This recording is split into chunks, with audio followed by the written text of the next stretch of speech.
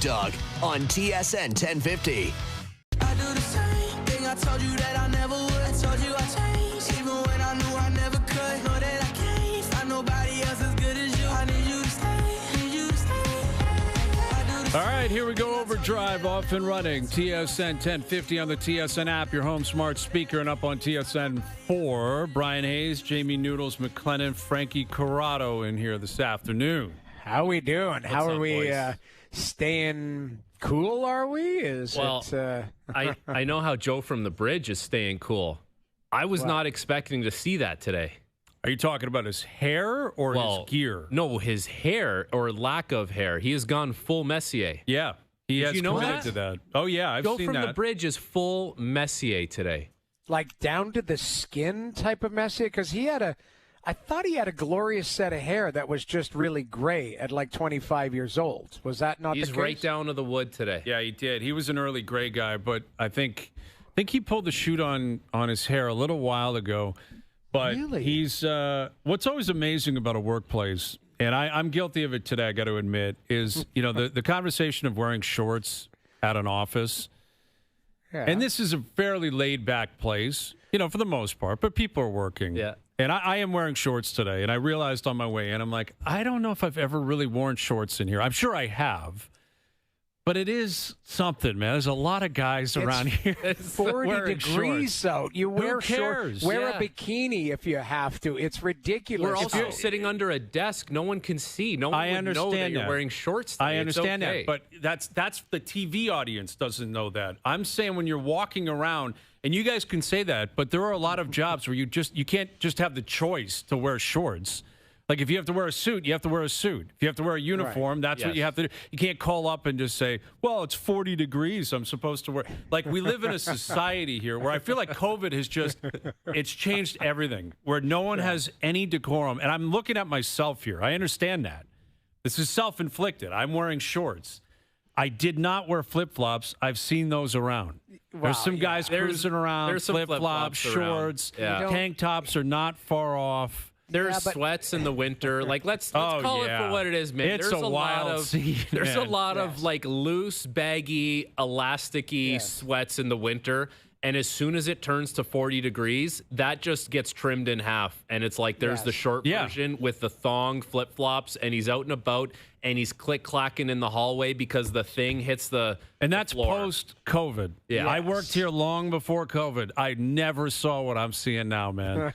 And that's, I think, a general rule in society. I think you're seeing that everywhere. You're like, that's just, I think people like, screw it, man.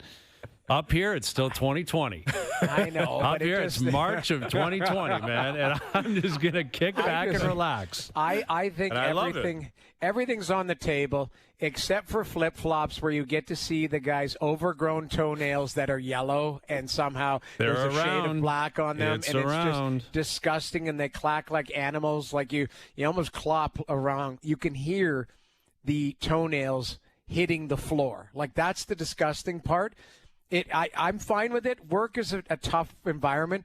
Try doing it on the plane because there's guys who take their shoes and their socks off on the plane and put their feet up. It's disgusting. Yeah, like that should be a ban. You should be it banned. should be. Yes, they should be walked off the plane.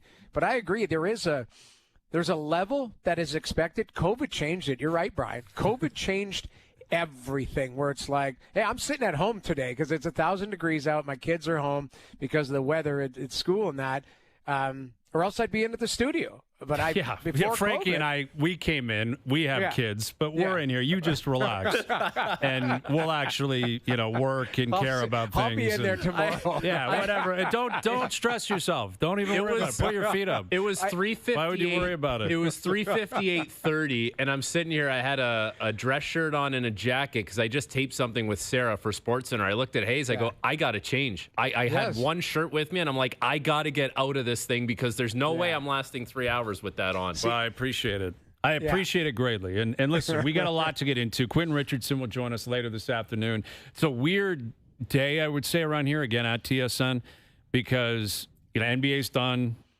The NHL is done. The Jays aren't playing today. There's no CFL games. There's no NFL games. Like, there's no golf tournament. It's just a weird. There was one. Wow. There was yesterday. It was a really kind of cool, fun week, and it turned into heartbreak. And we'll get into that a little bit later on. But this is kind of a weird window where you're waiting. You know, it's a lot of projection now. You know, it's a lot of, okay, now the games are over. And what are we going to do in the NHL and the NBA? What's coming in the NFL? What's coming with the Major League Baseball trade deadline?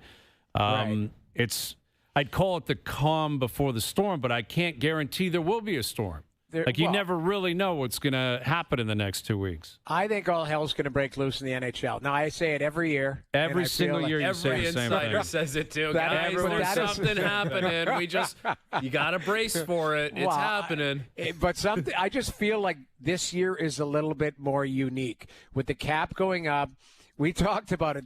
Every team, there's 32 teams that think they're going to win the Cup next year because nobody's bottoming out. Nobody's there selling. are not 32 teams that think they're going to win the Cup next year. What I'm saying is there is not a team that I can think of right now that is like, we're rebuilding, we're fine, we're selling off people. It's like everybody's signing somebody. Everybody wants to do something to get better.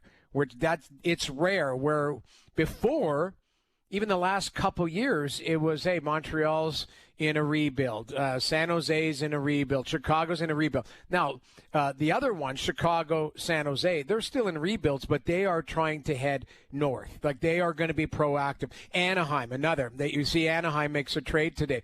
I don't think they got a lot for Trevor Zegras, I'll be honest. Like, I thought that was a... Well, that's what they were holding out for. Suggests that he has no value, and that I think that would what says to me is Joel Quenneville showed up and said, this guy's not on my team.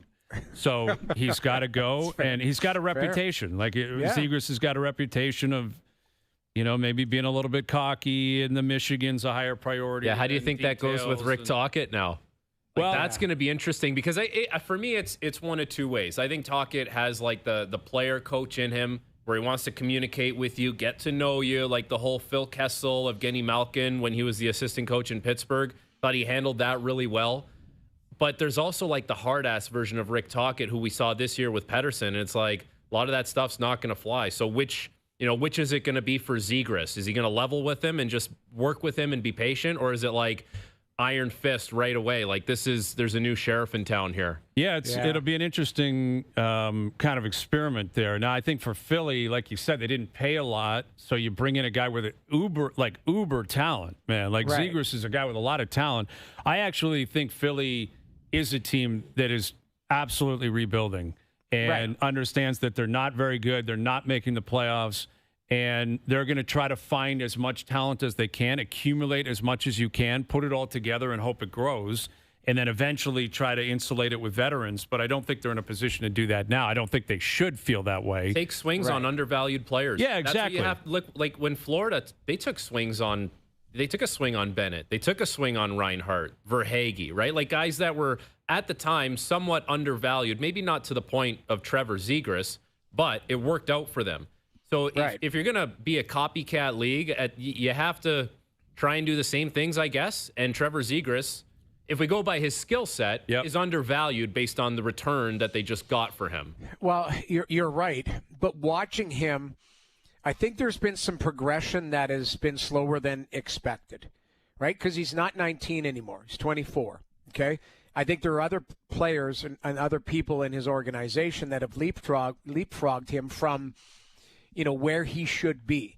And I think, you're right, uber talented, but is it hockey school talent? Is it one-on-one? Like, he's unbelievable in the shootout. That's the one thing. I'm not lying. Like, I watched him in the shootout this year, and it's like, that's an automatic goal. Like, and he literally walked in and scored. But in that's not a great game, rep if that's what you're known for as a shootout guy. I guess my point is, Brian, that night, it was Ottawa-Anaheim, and he did nothing that game, but it goes to a shootout, and it's like, yeah, put that guy on because he's got trick shots and he can come and do it. And sure enough, I think he delivered the win that night. But at 5-on-5 and on the power play, it was backhand pass, not sure what I'm going to do, not sure where I am defensively. So there is upside there. But I think what happened is he was injured. I think he thought that hockey's too easy. You know, he showed up and he had the Michigan. He's on the front cover of, what is it, the PlayStation, and he got a lot of love early on. And there's other players in that organization that have leapfrogged him, and he became expendable. So we'll see if he can get his career, I wouldn't say back on track because he's a good player, but the expectation, I think, is a lot higher on this guy than what we've seen the last couple of years. Yeah, and again, I don't know if that carries over or not. If you're getting acquired for nothing and it's like, it's a flyer, we'll give it a shot, then I'm not really sure what the expectations actually are. But, you know, if you're in Philly, you've got talent, you accumulate talent. The interesting thing is that, it's a team like Philly that gets them, where you mentioned Florida, and, Florida taking flyers on different guys. And now that was prior to them getting to the position they're in. But I'm a little bit surprised, like a more competitive team maybe wouldn't think, hey, he could pop with us if we insulate him properly. Yeah. It just seems like historically it's always guy like that goes to a bad team who's got nothing but time, give it a shot. If it develops, great. If not, we move. And yet we're in a position here within the NHL where it doesn't seem like there's a lot of players available. Like in terms of free agency, you're doing the free agent boards, and there's not a lot there. I mean, like Florida it gets thin quick. Yeah, and if Florida keeps all three guys, which I'm not convinced can happen or will happen, but they're going to try. Right. If you keep all three of those guys, it completely falls off a cliff. Yeah. The center market especially completely falls off a cliff, right? Like if Bennett goes back to Florida, if Tavares stays with Toronto, although I'm sure we'll get into that today because it seems like the numbers are pretty far off. Duchesne staying with Dallas. After that, you're like, well, Granlund played a lot of wing in Dallas. He's a centerman. Pius Suter's a centerman. And then you're like, who are we talking about? Nico Sturms of the world? Not guys that are moving the needle. And there's a lot of teams looking for their second-line center. It's going to be hard to acquire via free agency. Well, like the Tavares stuff is interesting because you mentioned the reporting, and it's been, from my standpoint, it sounds as if it's one-sided, the viewpoint of the reporting, which is from the Tavares camp. He's being lowballed, not being offered enough. If it's not this amount, it's not going to cut it. And I would, if that's the case, I think what his camp is doing is playing off what you just said, is hoping that the desperation of the market, desperation possibly of Brad Treliving, eventually pops up where everyone goes, well, what else are you going to do? And like, I think kind of trying to feast on the insecurities of Leaf fans that are there. It's steeped in. And I've seen it. We've all seen it. We've all talked to a bunch of Leaf fans. Well, you got to keep them because who else are you going to get? Like, that's always the response. And it's a reasonable one. And I don't have an answer for you. Who else you would get to fill those minutes or fill that role on the second or third line wherever he's going to play. But a lot of what I've read, what I've heard, some of it on our show, some of it elsewhere, that sounds like it's coming from the Tavares side. Sure. Like it's trying to feed the beast that is Toronto. Hey, he might not stick around. They're really lowballing him. They're really disrespecting John.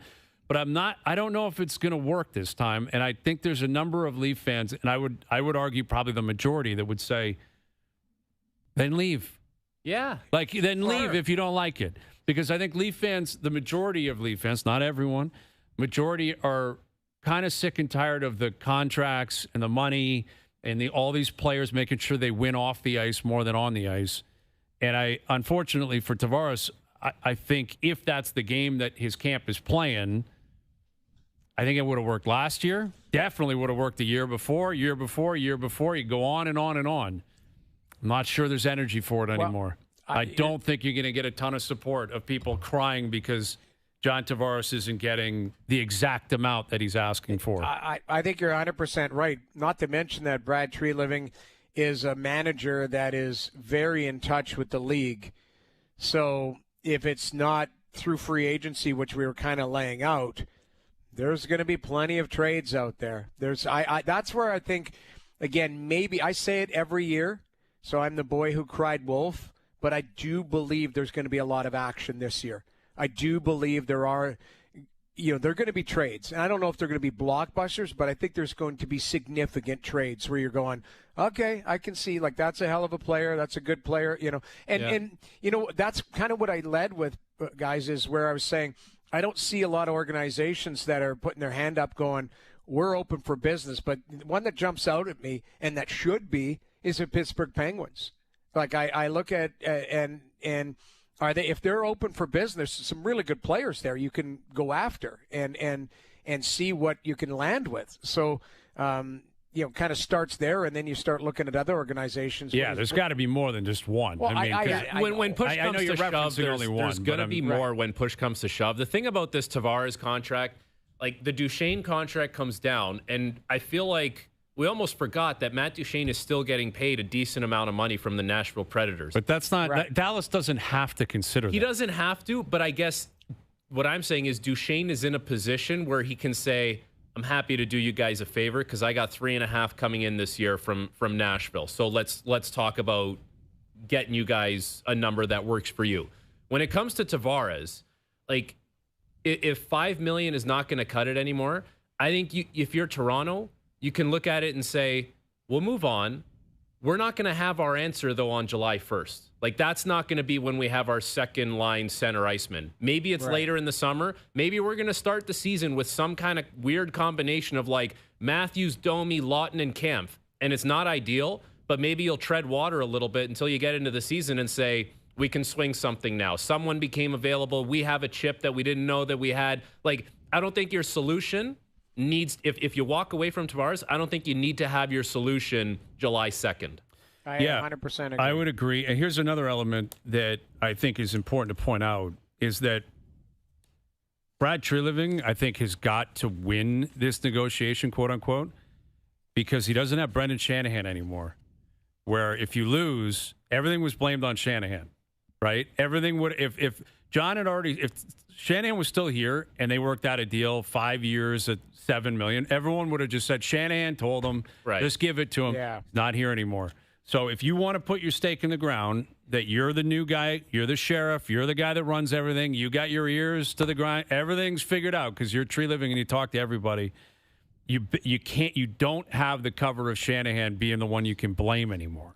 Yep. If you get a deal wrong, if you overpay, if it's a player-friendly contract. Well, and this is the first one without Shanahan.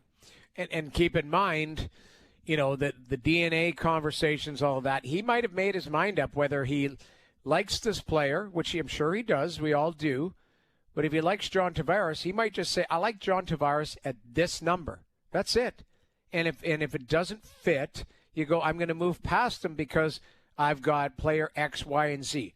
Because every manager's got 5 plans on their whiteboard as to, here's our first plan. If it doesn't work out, there is some wiggle room, I'm sure, in the number and term that they're looking at. But if it doesn't work out, if it's just too hard lined, okay, on to plan B, plan C. And that's where it's interesting, Frankie. We're going to be sitting there on July 1st, all of us, the 3 of us and everybody else. And there's going to be some weird stuff going on because this camp's talking to this camp, and they're going to make up their decision within a week, and you're like, okay, that's It might not all come down on the 1st like we usually see, where it's July 1st at 12:01. It's like, this guy signed an 8-year or 7-year extension or a 7-year free agency, like that type of stuff.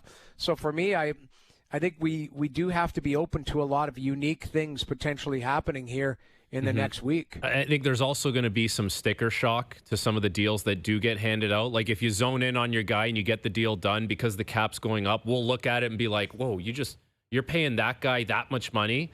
And in reality, time is going to go on. The cap's going to go up. That's going to look less and less outrageous of a contract. But I think there's going to be some moments on July 1st where we look at things and say, that's a lot for that player. The other thing that I think we need to keep in mind with Toronto is if you had $13.5 million a year for Mitch Marner, he's not going to sign with you.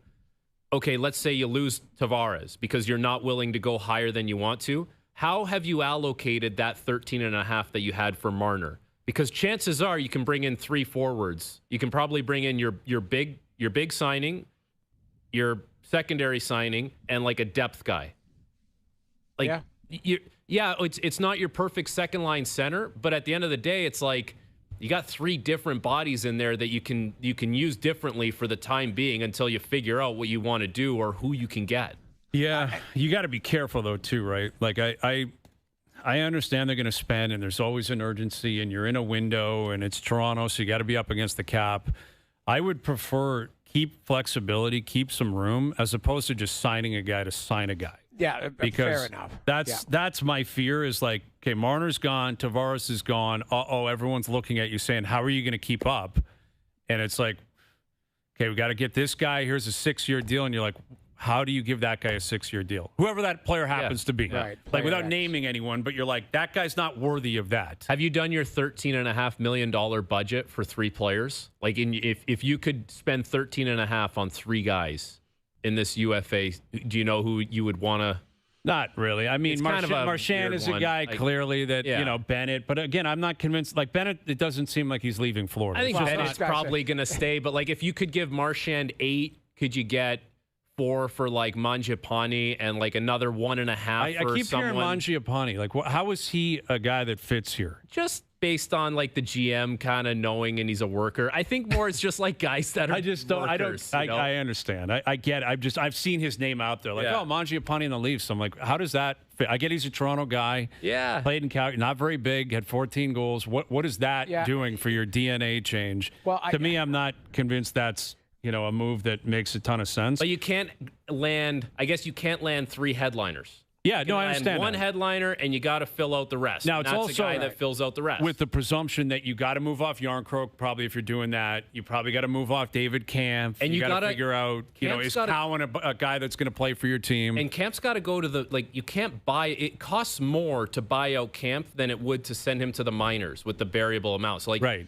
That's the move, unless you really don't want him in your organization and you buy him out. But I don't see that for the cap flexibility. That's the move. I think what you are doing is you guys are in the dark. I think the AC's kicking in. Yeah, it could be a full-blown AC power out. Noodles going Garth Algar. Be prepared. You better have your ace stuff because Frankie and I could be out at Put it any this way. second now. You know what'll happen if you guys just disappear. I'm going to pretend my power went out. Yeah, that's what you should turn the lights out. Just like. Imagine JP and Doogie doing the show from the booth over there. Like, it would be awesome. But you know what? Like, Mangiapane made, 5.8 last year? Like, he's not making that again. He had 28 goals a couple years ago. Like, he's an interesting guy for me because I think he played very far down in Washington because Washington had him like on the 4th line. You're right. He's not going to make 5.8. But if there is a team that wants him, like he can skate, he can penalty, he can do a lot of things. He can score. He's got skill. Not a big guy, but I don't think what you are looking to do is add skill sometimes too, right? To in the right setting. But that being said, I don't know. I still believe, and I don't know how you guys feel. Is it just a foregone conclusion that Tree's not looking to upgrade the D at all? Like I think I would be trying to add. Like, I think you need to add anything that's available. Not go crazy, but if there's something that makes sense, I still think you need to look at it. Possibly. I mean, I don't know. I look at it like they're committed to Tanev, McCabe, Riley, Carlo, Ekman Larson. They all have 3+ years on their deal. Yeah. And I thought Benoit was great. Like, Benoit was great in the playoffs. Yeah. Like, as a number 6, okay, are you talking some depth? As a guy that could compete there? Sure. But if you're talking a top 4 guy, possibly, but then that means 1 or 2 guys have to leave. It means somebody has to go. You're right. Like, obviously that's got to be Morgan Riley, doesn't it? Like, who else is going if you're making a big, like a groundbreaking change? This is the thing. If you're going to upgrade on D, it's because you're making a seismic change for a true number 1 guy. Like, if you want to bring in a 5 or a 4 or even a 3, you have that. Like, you have those guys already. So you're going to add another one so you can play on your 3rd pair. I don't mind the way the way things are slotted on their back end, but if you're going to make a change on D, I think it would be you're looking for a true 1, whatever you think that is. But that's kind of where I think it would go. Yeah, exactly. It costs a lot. Usually you have to draft that guy. What's Carlo's situation? Yeah, he's 2 years at 3.8, and does he have a no move? I don't believe so. Got no protection.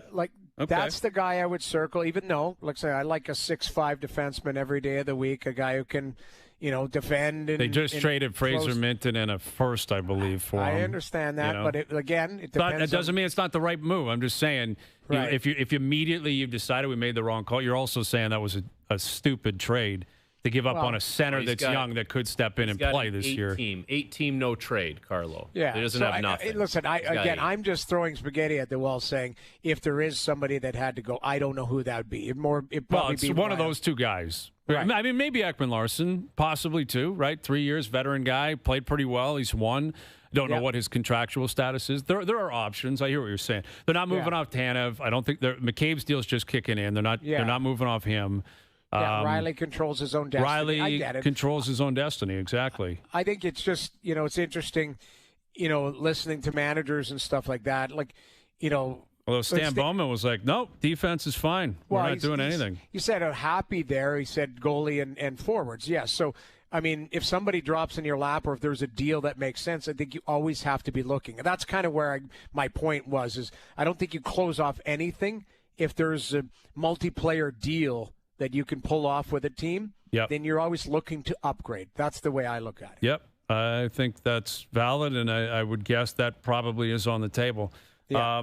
So yesterday was a crazy day in the NBA. Kevin Durant gets traded to Houston in the early afternoon, which is a blockbuster just based on the nature of the player. We're talking about an all-time great player. And then in the afternoon or in the evening, Game 7 pops, and they've done great ratings. I'm seeing the ratings down in the States. I'm curious what it would be like up here. And it was disappointing because Halliburton blows his Achilles out, and then you're like, here we go. But Oklahoma City ends up winning, and they put together an unbelievable year, and Shea ends up with Finals MVP, so he did it all. He did it all. Scoring title, MVP, championship, Finals MVP.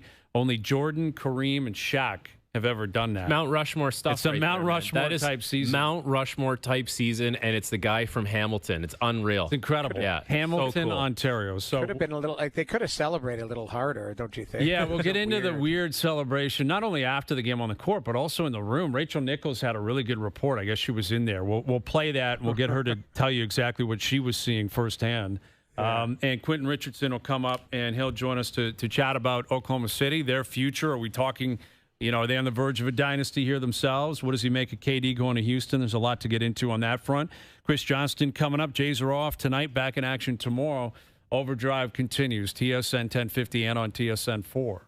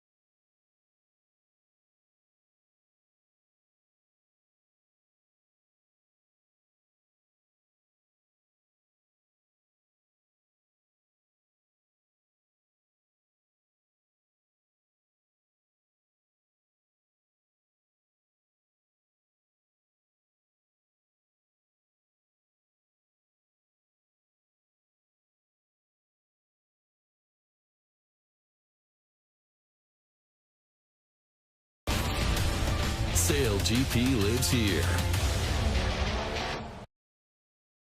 Now, back to Overdrive with Hayes, Noodles, and the O-Dog.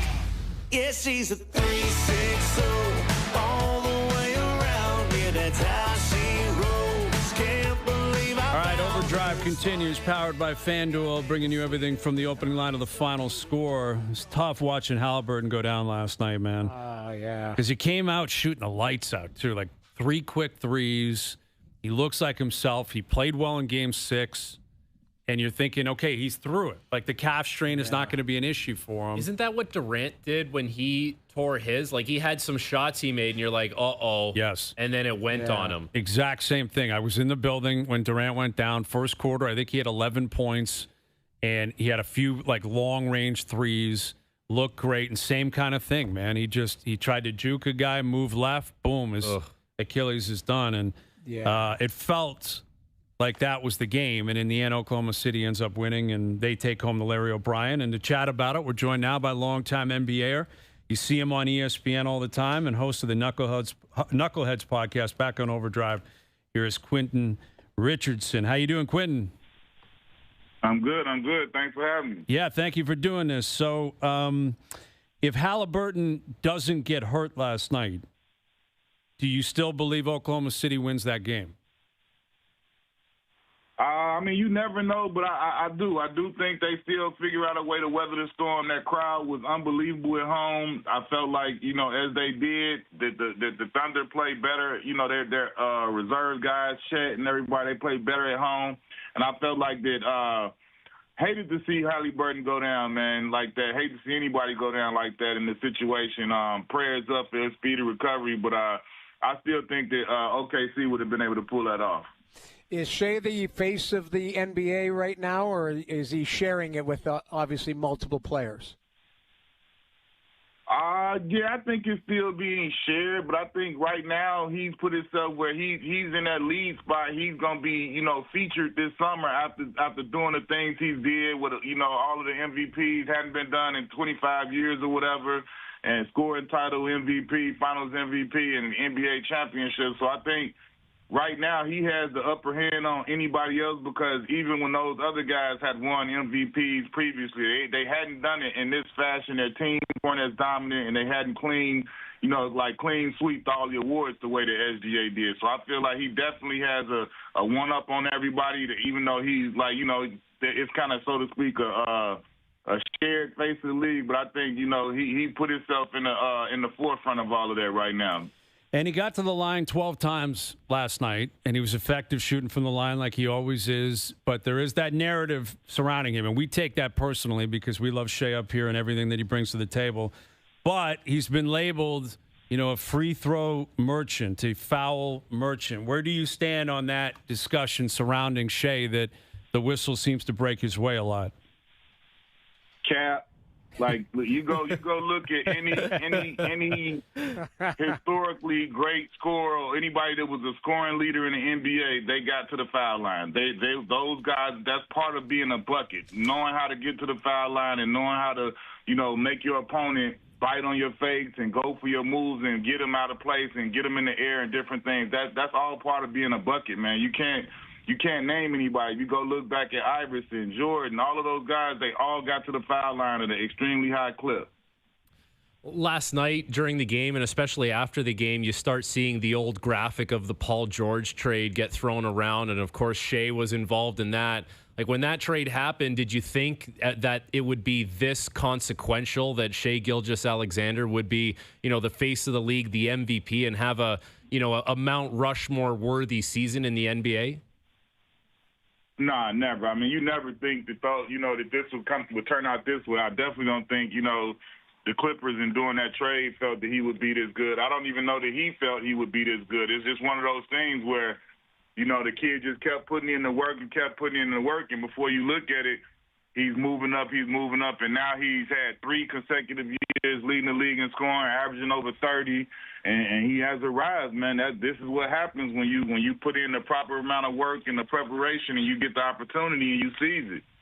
We're chatting with Quinton Richardson after Oklahoma City won the Larry O'Brien last night, and the Tyrese Halliburton injury, I'm curious if you've ever been in a situation like that, not necessarily Game 7 of the NBA Finals, but like when your best player or a key player in a big game goes down. I was impressed with how Indiana, got to the half. Like, I thought they recovered well, they played well, they kept their emotions in check, and then it just became too much in the second half. But what do you think that mood swing would have been like, on the sideline, on the bench, on the court for Indiana once you see your guy Halliburton go down the way he did?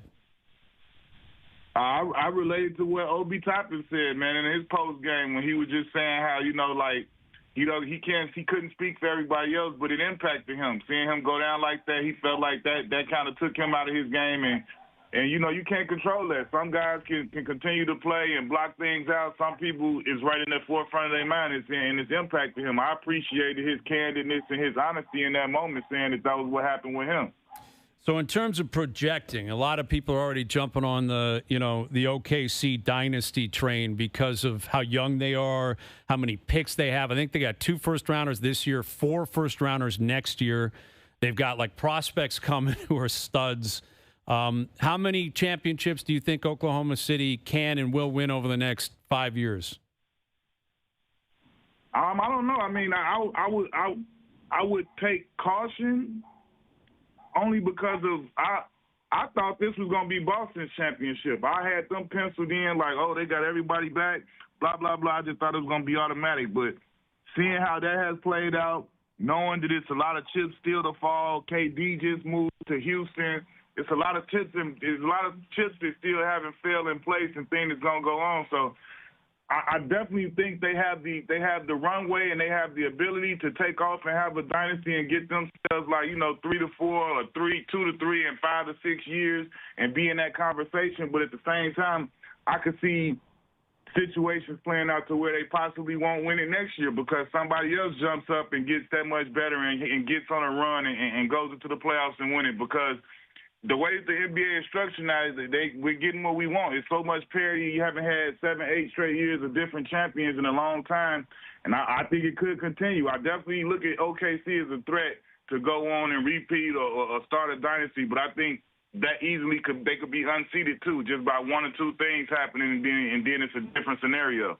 You talked about the league parity there, and we just saw 2 teams kind of built differently go head to head. How do you think the new CBA and the league parity will affect either of these teams, or who will it affect more? A team like Indiana where, there's no superstar on that team. They're just a good team, or OKC, who obviously is a little more star-studded. Well, I think OKC, Indiana, obviously with Halliburton, that sets them back. Mm-hmm. I mean, if they had everybody back healthy, I would say that they have a legitimate shot to be back here next year. But with Halliburton being out likely the whole season because of the injury he got and the time he got it, next year is just like a holding place year for them. I don't know what they'll do to fill the gap, but next year is like a gap year for them for me. So, OKC now, they're a different story. I think they're going to be right back ready to go again. They got draft picks and this and that, and they got all of their guys back. They'll sign a few guys here and there, but their main guys are under contract and going to be there moving forward. So they got a serious chance to really do something special, man. They have a special young team, guys that really actually like each other and things like that. All of the things that matter, they really got going for them over there in OKC. So it'll be exciting to watch them move forward and see how they grow and progress from this year. With longtime NBAer Quinton Richardson. So a bombshell in the NBA yesterday afternoon, Kevin Durant on his way to Houston. And some pretty significant pieces going the other way back to Phoenix. But this was one of the teams he reportedly wanted to go to. Houston was the 2 seed this year. They got a lot of talent. Where does this put Houston in terms of your hierarchy going into next season, acquiring Kevin Durant? Oh, they're right in the conversation, man. When you look around the team they re-signed Steven Adams. They still got Şengün, who's a big guy. And then they got a plethora of young guys, man. They got all of these young guys at the wing positions that could do a lot of different things, a lot of athleticism. And then they got another champion in Jeff Green and Van Vliet at the point. So I think getting KD was literally the piece they needed. They were unbelievably defensively this year. They had a great coach with Ime Udoka. They extended him. They had everything they needed except they didn't have a closer. They didn't have somebody that where down the stretch we knew where our bucket was going to come from. We knew that Jalen Green was a young guy that was trying to find his way, but he was kind of inconsistent with his shooting and with his scoring. Alperen Sengun, a young and up-and-coming, he was an all-star last year, but he was kind of inconsistent with his scoring. So now what they do, bringing KD in the door, obviously we know that's a walking bucket. That's the one thing you got is consistent scoring and shooting and being able to put the ball in the hole. So now with that being done, I'll be interested to see whatever moves they make, if they make any other, and just how this team settles in. But I think they're going to be definitely a team contending for the Western Conference and trying to get to the NBA Finals next year. Absolutely. He is longtime NBAer.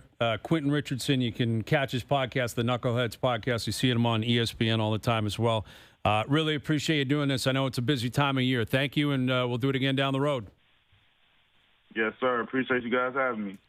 So Quinton brought up, when you were asking about where this goes next season and into the future, 7 new winners in the last 7 years. Crazy. In the NBA. Yeah. It's remarkable. Starting with the Raptors in 19, where the Raptors basically ended the Golden State dynasty. Now, the Warriors ended up winning again in 2022. But you got the Raptors, the Lakers, the Bucks, the Warriors, the Nuggets, the Celtics, and now Oklahoma City. And I wouldn't be shocked if Houston wins next year. And it's crazy with Houston. They were garbage, was it 2-3 years ago? Yeah, 2-3 years ago. They were the worst team in the league. And remember when Nick Nurse was going through his selection of teams, it was maybe Houston or Philly, and he thought Philly was the team that was closer. Yeah. Imagine that. And now they're a disaster. They're a mess. Yeah. Like a mess. At least, there's something to be said for that. If you are going through that process, maybe you take the team that's a blank slate and just say, it might not be ready to win now, but we're going to do a little renovation, and at least I'm going to have my fingerprints on that, and then we'll get to where we got to go. And you have to trust in the manager's vision. He may say, "Listen, I know it looks bad right now, but this is what I feel like it could look like in a couple of years." Now, landing KD, that's a big, I don't know if you can predict that 3 years out, right? But no, true. But that's a big mic drop, man. Like you said, if everything else is built, you just need a guy that can get a shot off and score. Like Kevin Durant can still do that. Yeah. He's not who he once was. Injuries are concerning. And a lot of it, he brings up a great point where coming into this season, it was Boston that would be a lock to repeat. Yeah. And then they run into injuries. Tatum gets injured. They're out in the second round. See you later. You don't know with Oklahoma City. Maybe, maybe Shea gets injured next year in the spring, and you're like, all right, well, that takes them out. It's just totally unpredictable. Denver was so good for a long time. They're that's a lot of it is just a war of attrition, and that's why when you see what the Florida Panthers have just done, when you see what the Kansas City Chiefs have done, getting to the finish line 3 years in a row is crazy. It's crazy. It's just crazy to be able to do that. It's so weird in hockey now because Noodles, every time your team would have gone to the playoffs, would guys not say guys, it's so hard to get there? And then if you ever played with guys that got there, they would tell you. But now it's once your team has the formula or the pieces, it's you get back there. Pittsburgh got back there. Edmonton's done it 2 years. Tampa 3, Florida 3. In the last 10 years. Yeah. That's 4 teams that have had multiple consecutive appearances in the final. Yeah, that's kind of crazy. Crazy.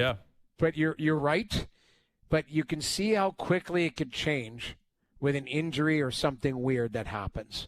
That's what you're talking about, Brian. I don't know who would have won last night. I still feel it's a total hypothetical with Halliburton and all that. I mean, he goes down. It did remind me of Durant just sitting there on the court. Yep. Now, Durant was sitting there and, but it was to see Halliburton go down right away. You're like, okay, he's done. You knew it immediately. And you saw they not luckily, they showed the replay once, I think it was. They did a good job not trying to focus gruesome on it. Seeing that, that's man. a when tough you one see to the watch, pop, man. you when can see the pop, you're like, the okay, Achilles, that's just done. done. No good. But you're right about the celebration. You referenced it earlier. Yeah.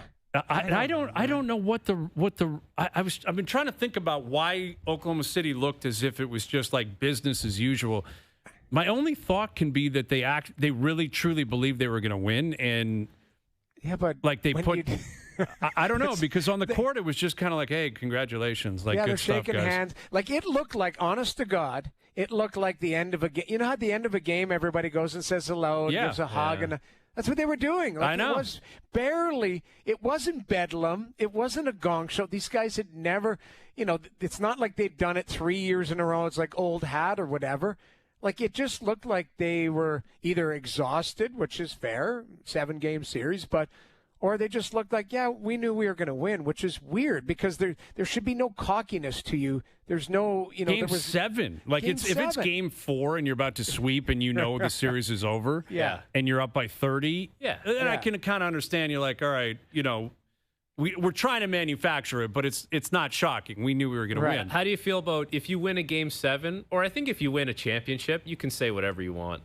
I think there's a period of time where you could say whatever you want. Sam Bennett. I think the Florida Panthers are living by that. Absolutely. Why wouldn't you do that? I think it's great, man. Of course, man. If you're going to win, do anything you want. Duthie tweeted out something during the series when he was on location about like the chirps and the trash talk was at another level this year, right? Like you guys must have heard that when you were boots on the ground. So I don't know. Like, you get to win or you win. You get to say whatever you want for a period of time. What do you guys make of them, like Florida on mic and on camera, like chirping McDavid and chirping the Oilers? Yeah, you know what? That seems a little bit different than dropping F-bombs. That one's different for sure. But we always complain that guys are so vanilla. Guys don't say anything. There's no hatred in the game. I kind of like that. They're like, we're the villains. Everyone hates us, so we might as well embrace it. People try and go at LeBron, don't they? Right? Like, I don't know. I guess they don't. They've embraced it. I think you're right. They've embraced it. I think what it is they've become like this group of like outlaws, okay?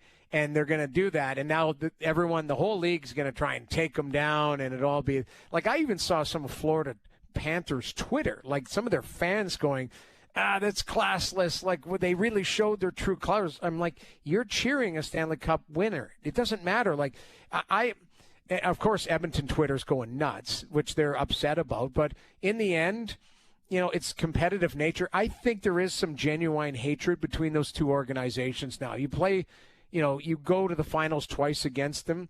I think there is some animosity, which is fine. It's a rivalry now. Good for them. It's just got to burn so badly if you're an Oiler because you can't say anything. You can't respond. You can't say, like, Matthew Tkachuk, who? It's like, well, he's got 2 cup rings against your team. Yeah. You can't. There's nothing you can do. You just got to beat them. You got to win, and then you can ultimately breathe.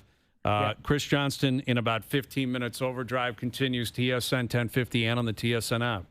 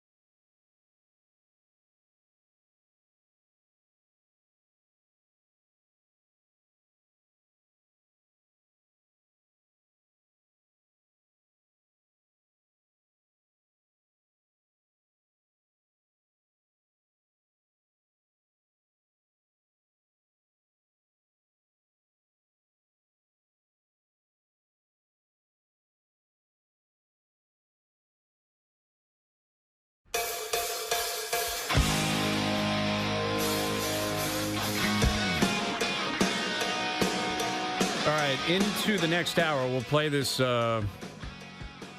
clip that I saw online. Rachel Nichols was on FS1, I believe, and was because we were talking about the celebration on the court last night that was subdued, to put it lightly. But apparently, like behind the scenes, a lot of these guys, like no one drinks, no one knows how to open champagne. It's like she did an incredible job of breaking it down because we've seen celebrations from every league, NBA included, that are insane. Yeah. Like crazy with the goggles are coming out. People are going like the Raptors celebration was wild. Now that was a veteran team. Team. You had Gasol. Yes. That guy knew how to push the pace. European vet, too. That guy's been drinking since he was like 12, popping bottles. Like, he knows how to operate things. You had Kawhi going crazy. But it sounds like Oklahoma City, they're like young. They're still figuring things out.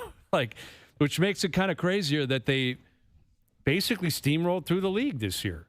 They won all those games. They never really got tested. Game 7 against Denver, Game 7 against Indiana. But... the celebration, I would guess they grow from that. It's a learning lesson. If you're going to win, you better take advantage. You better party and have a great time. You earn those opportunities, right? Like that's one where the biggest everything kind of whatever you want to do. Free pass time. Free pass. It's a great thing. Whatever you want to do. You FaceTime a few of the Florida Panthers. They'll show you how to do it. They're still going down there. All right, hour 2 coming up. CJ will join us. What is the latest with John Tavares? Is he being lowballed by the Leafs? If he hits free agency, who's out there that's willing to pay him what he believes he should be paid? That and more still to come. OverDrive continues. TSN 1050 and on TSN 4.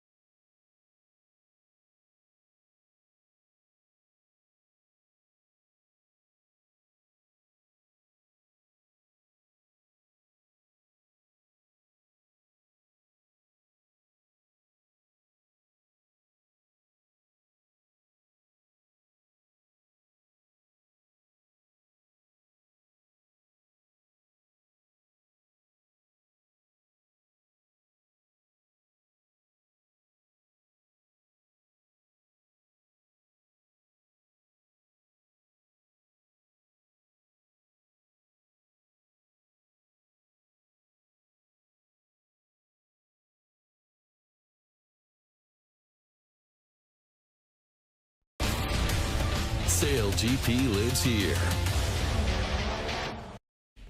This is OverDrive with Hayes, Noodles, and the O-Dog on TSN 1050. Someone pour me up a double shot of whiskey. They know me and Jay Daniels got a history. There's a party downtown near 5th Street. Everybody at the bar getting tipsy. Hour 2 OverDrive continues, powered by FanDuel, bringing you everything from the opening line to the final score. Brian Hayes, Jamie Noodles McLennan, Frankie Corrado. Chris Johnston will join us here in just a moment on the latest around the NHL, as we are just over, well, I guess later this week we got the NHL draft, and a week tomorrow we've got July 1st. And Frankie, you've been doing your projections. I've seen that up on tsn.ca and other places on how much money these guys are expected to get. It's a weird year to do it because basically what you do is you lean on a few companies that like project these things, and I think they're fairly accurate. But with the salary cap going up, $7.5 million this year, I think teams are going to spend a little more than normally they would. So how does it throw off the projections? It's also like, I think there's a number for certain players for one team, and there's a number for other teams, right? Like the Sam Bennett number in Florida is going to be way lower than what it would be anywhere else. Mm-hmm. How do we project that? How do we predict that? So we try, but we'll see. Like, I don't know. I hope they're pretty close. I did have one gentleman somehow find like an old email of mine that I don't really check very often. And he sent me this whole long thing. He's like, how can you have Mitch Marner making more than Sam Bennett? Can you explain that to me? He was a nice guy. Like, he was very nice about it, but I just don't know how he found my personal email address. Good for him, man. That's a digger. That's a guy. The next one is he just knocks on your door. And his name's Marty. So Marty, I'm gonna answer your email, Marty. The one-man party. At some point, I'll get back to you, Marty. Keep your eye on that, Marty. It's coming. Wow, I don't know. If Marty's a creepazoid that's getting a hold of your personal information. I have no idea. As much as we love Marty, let's just make sure Marty relax, stays in Marty. his lane. Just relax a little bit here, Marty, please. Exactly. The reason why, Marty, since we're talking about it, is that Mitch Marner is like, he's a 100-point player in the regular season, and a lot of the analytics just go by, what do the numbers tell you? And Sam Bennett's a 51-point player in the regular season. Of course, you'll make more money based on your playoff performance, but Mitch Marner's going to make a lot of money. Like, there's no denying that. There's a lot of money out there. That. But I just don't know how he's going to take, like, why would he take a short-term deal somewhere? Why, like, you see this is popping up, a 2-year deal somewhere? I can't imagine that. I wouldn't take 2, but would he take 4? I think 4 at a reasonable number. Again, I define reasonable. I'm not even going to guess. But then he goes somewhere for 4 years and sets himself up. Think of what the cap's going to be like 4 years from now. Like, I think that's probably more realistic. That's fine, if we're but talking 2's crazy for Mitch. Yeah, two is nuts because he's been in Toronto. All he's known is Toronto. You go somewhere, there's a little bit of a feeling out process. That's year one. Then you're like, year 2, I'm back in a contract year. We just went through this. Yeah, and the 2 years teams, ago. like, sure, if you're a team and you're in a window, maybe you can make sense of that. But I'm not sure why a team would want to do that either. The thing about these players like Mitch Marner, they're not supposed to come up every 2 years. That's what makes it so enticing to go out and throw a bunch of cash at this guy. It's like, this is your chance to get him. So you'll throw a lot at him. But if he's coming up again in 2 years, it's like, we'll catch you in 2 years. We'll get you. We'll try that. I'm curious what the thought process would be on that front from Marner. Unless he has his eyes on a different team that's just not that good right now, and he's trying to let them catch up. Like a Chicago or something like that, or a San Jose. And he's like, I can't go there right now because they're terrible. Be bold and go and say, I'm going to go and play with Celebrini, and in 5 years, we're winning a cup. That would be an interesting, interesting pitch to the rest of the hockey world. Like, you're going there understanding they were literally dead last in the league last year. They are not likely to be very good this year. But is Celebrini that good where you want to attach yourself to him? I don't know if he's that good. Like, he's not McDavid when in his rookie year, or Sid in his rookie year. Right. He was very good. He didn't, but I don't know if you could justify that if you're Marner, that like, this is a lock to be successful in the future, and I'm going to get there first and be a part of it. I mean, there would be a big number attached to it, Brian, as well. Like that. Yeah. Well, you know, that's that would the be good point. Part of it. That's the other thing. Like you're going there and you're saying, okay, they are selling hope. You're selling Celebrini, Will Smith, the goalie's young, all of that type of stuff. But they're also saying, here's 14 sheets a year for that too. So, that's probably, again, without guessing, Frankie, the numbers guy, that's probably what those teams would be looking at. I'm calling you the numbers guy. You're the numbers guy now. No, for the board, technically you are, right? Yeah, you're right. But I'm It's saying, numbers. if he's looking at Chicago, if he's looking at San Jose, teams that are just coming out of a rebuild or still in one, it's got to be a massive number. It's got to be $1 million or $2 million more than anybody else is willing to pay. That's where the money what I'm is. saying. The big Right. money Yep. is with the teams that aren't very good yet. If you want to go to a team that's going to win, you're not maximizing your profits just yet. Agreed. Here's Chris Johnston, our TSN hockey insider, joining us here on the Maple Toyota Hotline. CJ, in terms of Marner, do you think it's even an option that he would go to a bad team, or do you think he just simply wants to be on a competitive team? I don't think it's very likely. I think he really has prioritized the places where he thinks he's going to have a chance to win, and especially if he doesn't end up doing a 7-year deal or the maximum term, which does seem to be the way this will probably play out. I think that makes it even more important that he's in a winning environment. He's in a good spot to obviously have a big impact himself, but to set himself up for whatever the next deal would be. So, I would be surprised if he went off the board or went somewhere where they're kind of just coming out of a rebuild. I think he's going to go to one of the better teams in the league. So explain to us why the short-term deal is all of a sudden out there, and why would that make sense for Marner? Well, because, in the next 3 years, the cap we already know is going to go up by a fair amount. I think it's about $110 million 3 years from now. And so on a couple levels, it makes sense. It makes sense, players like Marner, and I think he won't be the last top player. I think this will become more of a trend, have already put a lot of money in the bank. I mean, why not, give yourself a little more optionality, kind of like what we see top players in the NBA do, where you become a free agent more often. I mean, it doesn't mean you're leaving where you are, but I think it keeps the sort of subtle pressure on the place you're playing to keep a good team around you, gives you a chance to realize any growth in the cap, a few years down the road. If it's $120 million cap the next time, I mean, it just stands to reason everybody's going to be making more then. And I think the teams in this case probably like it too, or it's just a little bit of an uncertain time when you're looking at a new CBA and this kind of new era for the cap. And so, I think you combine all those factors and, it does make some sense. And first and foremost, I mean, he's going to make a lot of money and he's already made a fair amount. So, if that's the way it ends up playing out, I just think it's one of those things that it's going to satisfy the team's needs and what Mitch needs himself. CJ, is there a team that we're not focusing on that could maybe make some noise here? Maybe Carolina, and I'm not sure if you guys have focused on them, but, I think that they certainly are a team that would like to get in with a big offer and, get a chance to speak with Mitch once it's July 1st and get in front of him and basically sell the merits of how close they think their team is. And if they added a superstar into that mix, why it could be good for him.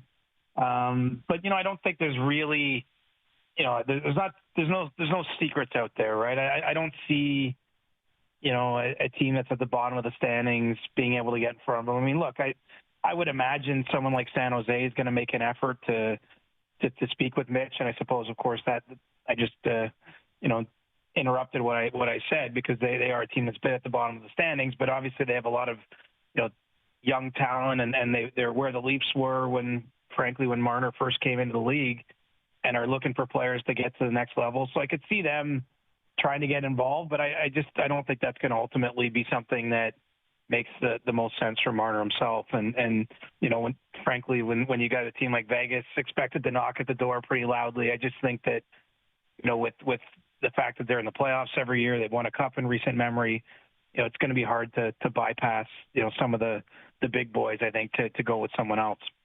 With Chris Johnston, John Tavares, is he being lowballed by the Maple Leafs?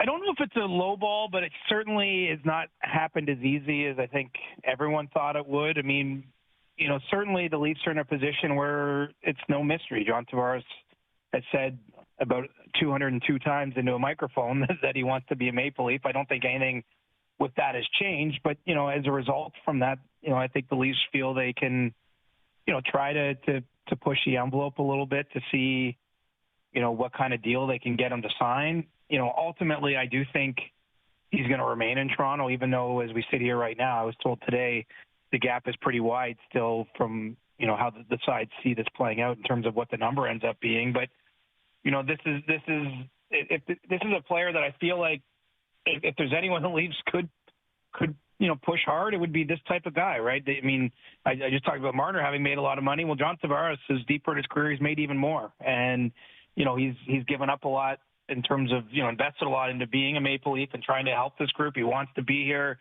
It's a great situation for his family. This could be a time where, certainly I think if he signs with the Maple Leafs, he's going to take less here than he would be able to get if he went to July 1st and went out to the highest bidder.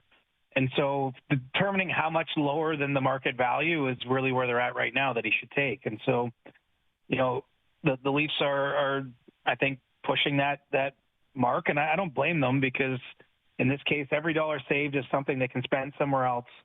You have a player who wants to be here, a player who's, over $100 million deep into his career. I think they're mindful of not wanting to, that there's pride involved here. It's not just money for money's sake, but, I do think they've driven maybe a harder bargain than you might have imagined under the circumstances. But look, there's still a week for the sides to come together and get a deal done. And as of today, anyways, I don't sense that that's not going to happen. But this one's been a little rockier, I think, than everyone was expecting. Isn't this the one, though, that the Leafs, it feels like they have to win this one? Like everything is kind of going in their direction here. You got a guy who's, like you said, invested in the team, has been here a long time, has made a lot of money here, has roots here already. Like, I guess if you're Tavares, you look at it and you say, well, if you guys don't want to come up a little bit, I'm sure there's a team that's dying to be aggressive and pay me a ton of money. Just, how much more money would be out there for John Tavares if he can't get a deal done with Toronto? Like, how aggressive is a team going to get considering there's really not that much available in the center market? Well, I think there'd be a lot more money for him if he was truly willing to be a free agent and consider, all 31 other markets, whoever wants to call him. We just saw Brock Nelson get $7.5 million on the extension in Colorado. I have no doubt that Tavares could get that on the open market from any one of a number of teams that have, an opening down the middle. I don't think that makes as much sense here. And it's funny, Frankie, when you put it that way, I think a win for the Leafs could still be a win for Tavares. I mean, being seen, and look, I can't make a decision for him and his family, but I think being seen as someone who's taken a little less to help the team out, being as invested as he is in the community and everything, I mean, that stuff can go a long way too. I mean, there's probably that fine line between good sentiment and good feeling and then the actual dollars that you're leaving on the table. But there should be a solution in there for everybody. And I do think that, it can be a positive thing for John too, if he takes what's deemed to be less and he gives management a little bit more freedom to operate and put a good team around him and give him a chance to win the Stanley Cup he covets here in Toronto. CJ, with the UFA list being a little thinner, is there more trade chatter going on than usual or not? I think there's probably a normal amount of trade chatter. I mean, look, this is one of the busiest trade weeks of the year. We got the draft on Friday, and outside of the deadline period, this is where a lot of transactions happen. So, we had the Zegras deal today, but I would not be surprised at all to see more go on. And some of that's also just needs-based, what you're getting at there, Noodles, where, if you're a team that needs a centerman or a right shot D, I mean, there's a couple options on the UFA list, but there's only one team each for each of those players. And there's definitely more demand out there than there is supply when it comes to pure free agents. And I think that's where the trades come in. And also, one benefit of having the cap bump up finally is I do think it slackens things a little where there's just a little bit more money moving in the system. And, some players in the past that maybe would be on contracts we might call not movable or very challenging to move. It's a little different environment that way. So, the only problem we have right now is we don't have enough teams that are trying to rebuild or retool basically on purpose. And so if we had that, I think the market would be really hot. But right now, we just don't have too many teams that I would label as pure sellers. But certainly, there's a lot of trade chatter going on, and I would think, really right through the weekend, we're going to see a number of moves made between teams. What about a Carey Price contract trade? Have you heard any rumblings about that? Or Montreal trying to free up some money? I actually haven't, but I mean, it would make sense, right? I mean, the Canadians moved Shea Weber's deal under similar circumstances a couple of years ago. It from the accounting standpoint, it makes things easier for the Habs to not have that kind of contract that's basically just sitting dead on their books on LTIR, and to move those types of deals out to a team maybe that isn't spending to the cap. Usually you're attaching something to it. So maybe you should text me offline if you know something specific. Yeah, I don't. Noodles is on it, man. No, I'm just thinking about it. If Montreal is going to be a proactive team to try and get better here in the offseason. They took a step. They were a playoff team. They're not going to want to take a step back. So, you got Savard's money coming off the books, but if you were able to find a landing spot for $10.5 million of Carey Prices to a team that it could be on LTIR, they get a big chunk of it back in insurance. Doesn't cost them much, but you can get a lot of financial freedom if you're the Montreal Canadiens. You can go after some really darn good players here in free agency or via trade. So I don't know. I'm just thinking out loud. I didn't see any chatter. It was just kind of a thought process as to maybe Montreal does something with that contract to try and free up and take another step here this summer.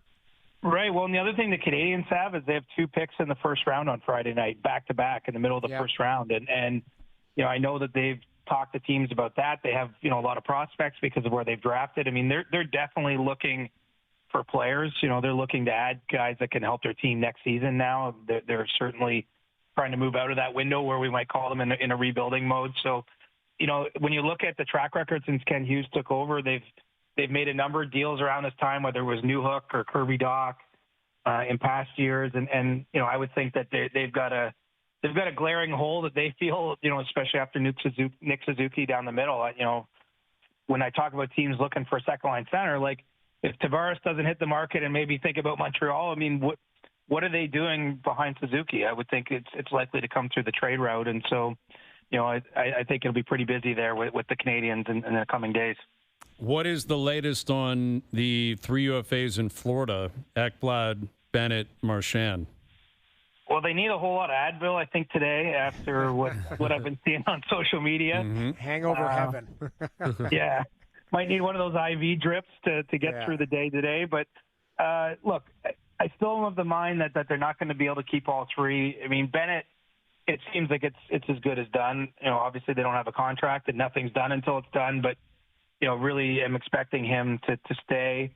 Brad Marchand's an interesting one. There's obviously a lot of chatter about would he, hit the market. Does Toronto make sense? Which I do think it does, from a high level. But, it's sounding a little bit more like we might potentially see him stay with the Panthers. I mean, don't have any confirmation on that. But even you can see it in some of the public comments he's made. It's hard to know what's just, a couple drunk guys talking into a mic, what's maybe some trolling going on. But, there's definitely a feeling, I'd say, in some of the conversations I had today around the league that he's more likely to stay. And so, we'll just have to see where that shakes out. I know, obviously, as I've mentioned in our hits the past few weeks, I mean, he's someone who's is deserving of a big contract, and I think is going to be out there looking for one. And so, maybe Florida surprises us and finds a way to keep him as well. Ekblad seems to be the one that is more likely to hit the open market of the 3 right now. But, the one good thing for Bill Zito, I think last year they won the Cup June 25th, so they had to do a lot of business in 5 days. He's still got another week to sort this out. But, I bet he ends up keeping 1 for sure, 2 most likely, and not all 3 of them at this point. The thing with Ekblad that I find fascinating is, listen, first overall pick with Florida. He's been a lifer there. I'm sure he doesn't want to leave. If he does end up leaving, would it be because he's going to command too much money on the open market, or is it Florida looks at it and says he might not be an 82-game player every season for us, so why are we going to invest another, $7.5 million if he's willing to stay at the number he's at right now? Like, why does that make sense for us if we're going to get 59 to 63 games a year out of him? Well, that's part of it, and I think even just the long-term durability, Frankie. Like, are we talking a 7-year, 8-year deal here?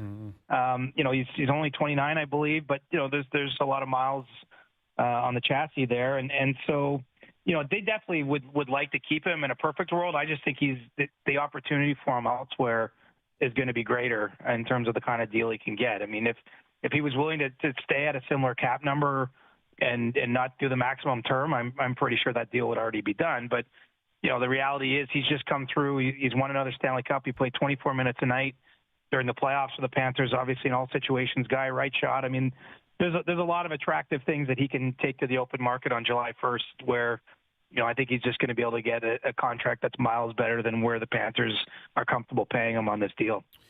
With Chris Johnston, one player that is not a free agent, but he's got some protection that kicks in a week tomorrow would be Elias Pettersson of Vancouver Canucks, where as of July 1, I believe a full no move, full no trade kicks in. But over the next 8 days or 7 days, they can trade him wherever they want to. It's got a very core 4 vibe to it from a couple years ago. Should you move off Marner before it kicks in? Should you move off Willie before it kicks in? What is your understanding of Vancouver's approach and the likelihood that Pettersson remains a Canuck for a long time? Well, the Canucks certainly are giving off all indications that they are comfortable keeping him. That's where they're sort of focused on, that they like the way the summer started for him because some of the issues there, I think they feel were just in his preparation. His training last summer wasn't where it needed to be leading to the season he had. But I will say that there are at least whispers around that perhaps some teams are trying to get in and see here in this last week whether they can, use that window to perhaps get the player. I mean, this is really the last chance you have at a trade. Obviously players do get moved with no moves, but it's a totally different process if you're a team to make that kind of trade. Whereas, until July 1st at noon Eastern time, they got a chance to trade him basically anywhere where they can make a deal. And so I would think that they'll at least be keeping the phone on in Vancouver to see what kind of offers might come in. I think it's plausible because everybody around the league knows about this deadline. It's plausible maybe some of the offers get better than what they have been, and something comes across the Canucks desk here where they feel like they have to think about it. But at this point in time, I don't have any reason to believe that trade's going to happen. But that's not to say it can't, because this is the end. We saw way back when that Subban Shea Weber deal happened. Yep. That was just before Subban got a no move clause. Had the Leafs done it with they had moved on from Marner, it would have been 2 years ago in this same window. And unfortunately for them, it was a week or two after Brad Treliving was hired. It wasn't really a good spot to throw a new GM to make that kind of call. But this is often a deadline that does force movement on these types of players.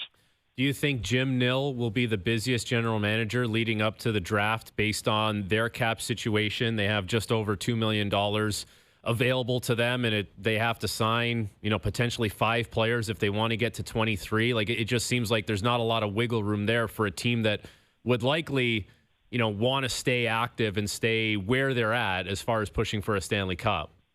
Yeah, I mean, they've already been pretty busy, too. I know not always the biggest splashes, but trading Marchment last Thursday, re-signing Duchesne, getting Maverick Bourque signed, who might have been an offer sheet candidate, had he not got that deal done. I mean, the Stars it feels like it's going to be a pretty aggressive offseason there. I mean, they're in the process of trying to hire their new head coach after, firing Pete DeBoer earlier this month. So, there's a lot of moving pieces there. And it's a place a lot of players want to play.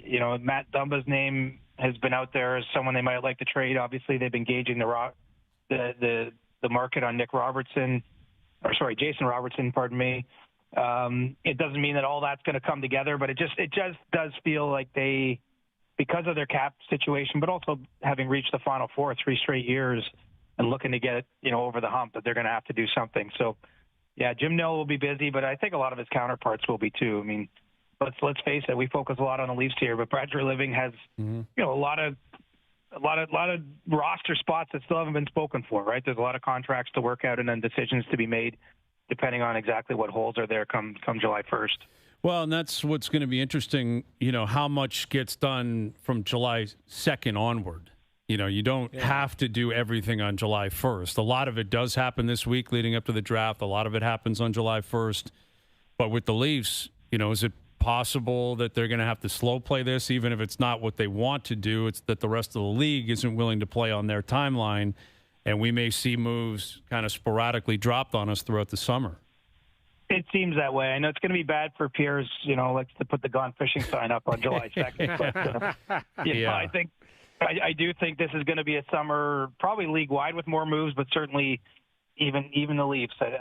They seem to have that approach already, that they know the team that they have on paper, the night of July 1st, whenever Tree Living speaks that day to the media, it won't be the team that he's bringing to training camp. I just think there's a lot going on with this roster, and we can count on him losing Marner, which is obviously $11 million in space. But what happens if it goes down to the wire with Tavares and he doesn't sign? And all of a sudden you got two pretty big spots. You got a lot of money to spend, but you probably don't want to spend it all, in a frenzy on July 1st. So I do think it's going to be that kind of summer, which will be good for content and bad for the insiders. Yeah. Yes, exactly. Let's drag this out, man. You get to go to the cottage, CJ, or you just hear all the stories from Pierre? I've been to his cottage. I don't have my own cottage, so I'll be in the city and I'm ready to work. So if they want to make a big trade on July 11th, I'm ready to report for duty. Attaboy. Good man. Nice. That's what we're looking for. That's commitment to the craft. We love hearing that. All right, CJ, it'll be a busy week, maybe weeks, maybe months. You'll be all over it. We'll do it again soon. Thank you for this. All right, boys. Have a good night. There's Chris Johnston, our TSN Hockey Insider, joining us here on the Maple Toyota Hotline. Drive the built-in Canada fuel-efficient, fun-to-drive Toyota RAV4. Gas or hybrid models available. Visit mapletoyota.com. Yeah, we've got, every Canadian market. We didn't get to Claude Giroux, but Giroux is a pending UFA. A week tomorrow, he'll hit the market. We'll see what happens there. There's been reports that both sides would like to work it out, but that's kind of like a Tavares scenario. Right? That kind of a local guy, likes it there. But that one's got to be pretty straightforward, doesn't it, Noodles? He obviously wanted to play there. He signed there. They've paid him pretty well. It's not like he's getting younger. You can figure out what the number is. What do you think that number looks like then? I think there was a lot of – I think they're okay with the number. I think it was more about the bonus structure. I think that's what – again, I'm just reading Sen's Twitter and stuff like that, but they're looking at Jonathan Toews' deal going – okay, maybe it's a games played thing type of stuff. Mm-hmm. Maybe low salary with some games played. Again, I don't know. I'm only getting information from online. But I think it's just a foregone conclusion. They got to sort it out. And he can't make, I believe he made 6-something last year. It's going to have to be a lower number. Yeah, now, keep in mind, he's going to be between 4 and 5, right? Sorry, he's older than John Tavares. Keep that in mind. He's 37, right? He's 37, so he's eligible for the bonuses, which – if you can do it, why not do it? But it was he 5.5 last year or 6? I think he signed for 6 or 6.5. Yeah. It was a 3-year deal, I think, to come up. And I just think I look at it. I look at teams. I'll give you an example. You talked about Dallas. Like with Tyler Seguin being, he'd obviously control his own destiny, but would he be in play? He makes $9.85. Makes a lot of money. For this he's hurt year a and lot. next year, right? That. He's a good player. 33 years old, lots of mileage on him. But don't you think Dallas would be looking to try and move past him as opposed to Robertson? How are they going to sign Jamie Benn too? Well, and not like he's going to get the same money he was getting, but there's a legacy guy, right? All he knows is Dallas. You want to stay in Dallas? Yeah. How much less are you willing to take? And I'm sure it is quite a bit less, just based on their state tax situation and the fact that he's firmly cemented there. Making 9.5 last year. Like the point is, he's 35. He made 9.5. He's a left winger, not a centerman. Yeah. Seguin, I believe, is a right winger. Traditionally doesn't, but he plays some center. Does he not? Does Seguin play center? He has throughout his career, for sure. I look at that. Those are legacy players for them. They've been lifers there. And Sagan's got 2 years left next year and the following year at 9.8, whatever it is. And same thing, Ben's unrestricted and 35. So they've got decisions to be made there. And that's why I keep saying, I look around the league, there's some players that teams have to make decisions on, maybe this summer or at least maybe by the deadline, the trade deadline, we'll call it calendar year 26. So be interesting. That's why I think there's going to be a lot of movement. I really do. Yeah, we'll see. And where the Leafs come into play on that, they don't have any picks. That's a part of the problem, too. You look over the next few years, they have no picks. Yeah. Like it, and that's It's thin. Yeah, like no prospects unless you're willing to trade Cowan. Yeah, and Probably eventually you not. need some prospects to play for you. You kind of need that guy to play for you. That's the yes. whole thing. You draft some of these guys. You're like, I would love for you to be successful on an entry-level deal. You're making less than $1 million, and it's so much bang for your buck. They haven't really had that since these guys were on their entry levels, and I guess Matthew Knies, yes. Yeah, they've had Joseph Wall, Matthew Knies. Those are the two guys they've drafted, developed, that are younger, that are playing. And that's it. And then you're right. You've got the core guys that would include Riley, who's been here the longest. And then, and again, that's somewhat par for the course, like throughout the league. But what would, and again, it's not going to happen, but what would have been ideal is if you had a system where you had young guys coming to be excited for, then it's easier to move off Marner. It's easier to rip the Band-Aid off Tavares. And they don't have those guys. Well, look at this Florida team. They're fine. They're minor league teams in the finals game 7. Yeah, Charlotte Checkers or whatever. They're still playing. And Pugliarvi's on that team. They got vets on that team. It's August next week, and they're still playing. I know, it's crazy. And they just had to fly commercial from Abbotsford to Charlotte to go play Game 6 because they go 2-3-2. Yeah, Marmaduke there with his tongue out of his mouth scored from behind the net. OT winner, yes. Pugliarvi. It just listen. You know what? But that comes down to. Remember, I was talking about goaltending. Vancouver. That Sheloff is in net for Abbotsford. Like he needs waivers next year. Like Vancouver's got to do something with their goaltenders. They got 3 guys that are NHL caliber, and you got Demko, whose health is a question mark always right now, and Lankinen they signed to an extension at $5 million a year. That's almost like a. Not that Lankinen, they would see him as the starter, but it's like we kind of could if we really wanted to move off Demko. At that money and that term, that's a contingency plan if I've ever seen one. Well, that's what I mean. So we got to get into this. Lankinen's at 4.5 for 5 years. It was an extension. Yeah, they just signed him this year. 5 years at 4.5. And Demko's on his last year of a deal at $5 million. And he's 29. So be interesting to see like what they're going to do there. And then, like I said, the kid Sheloff, he needs waivers next year. And this guy might have a Calder Cup in his back pocket here, depending on what happens in Game 7.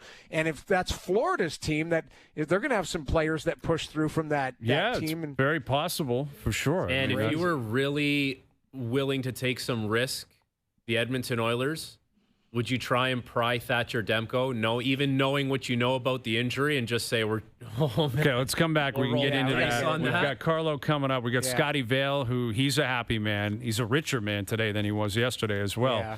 His boy Keegan Bradley. I think he kind of stole the Travelers.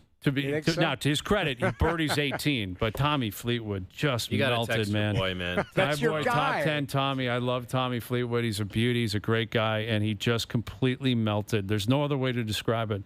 We'll get to that in about an hour. OverDrive continues, TSN 1050 and on the TSN app.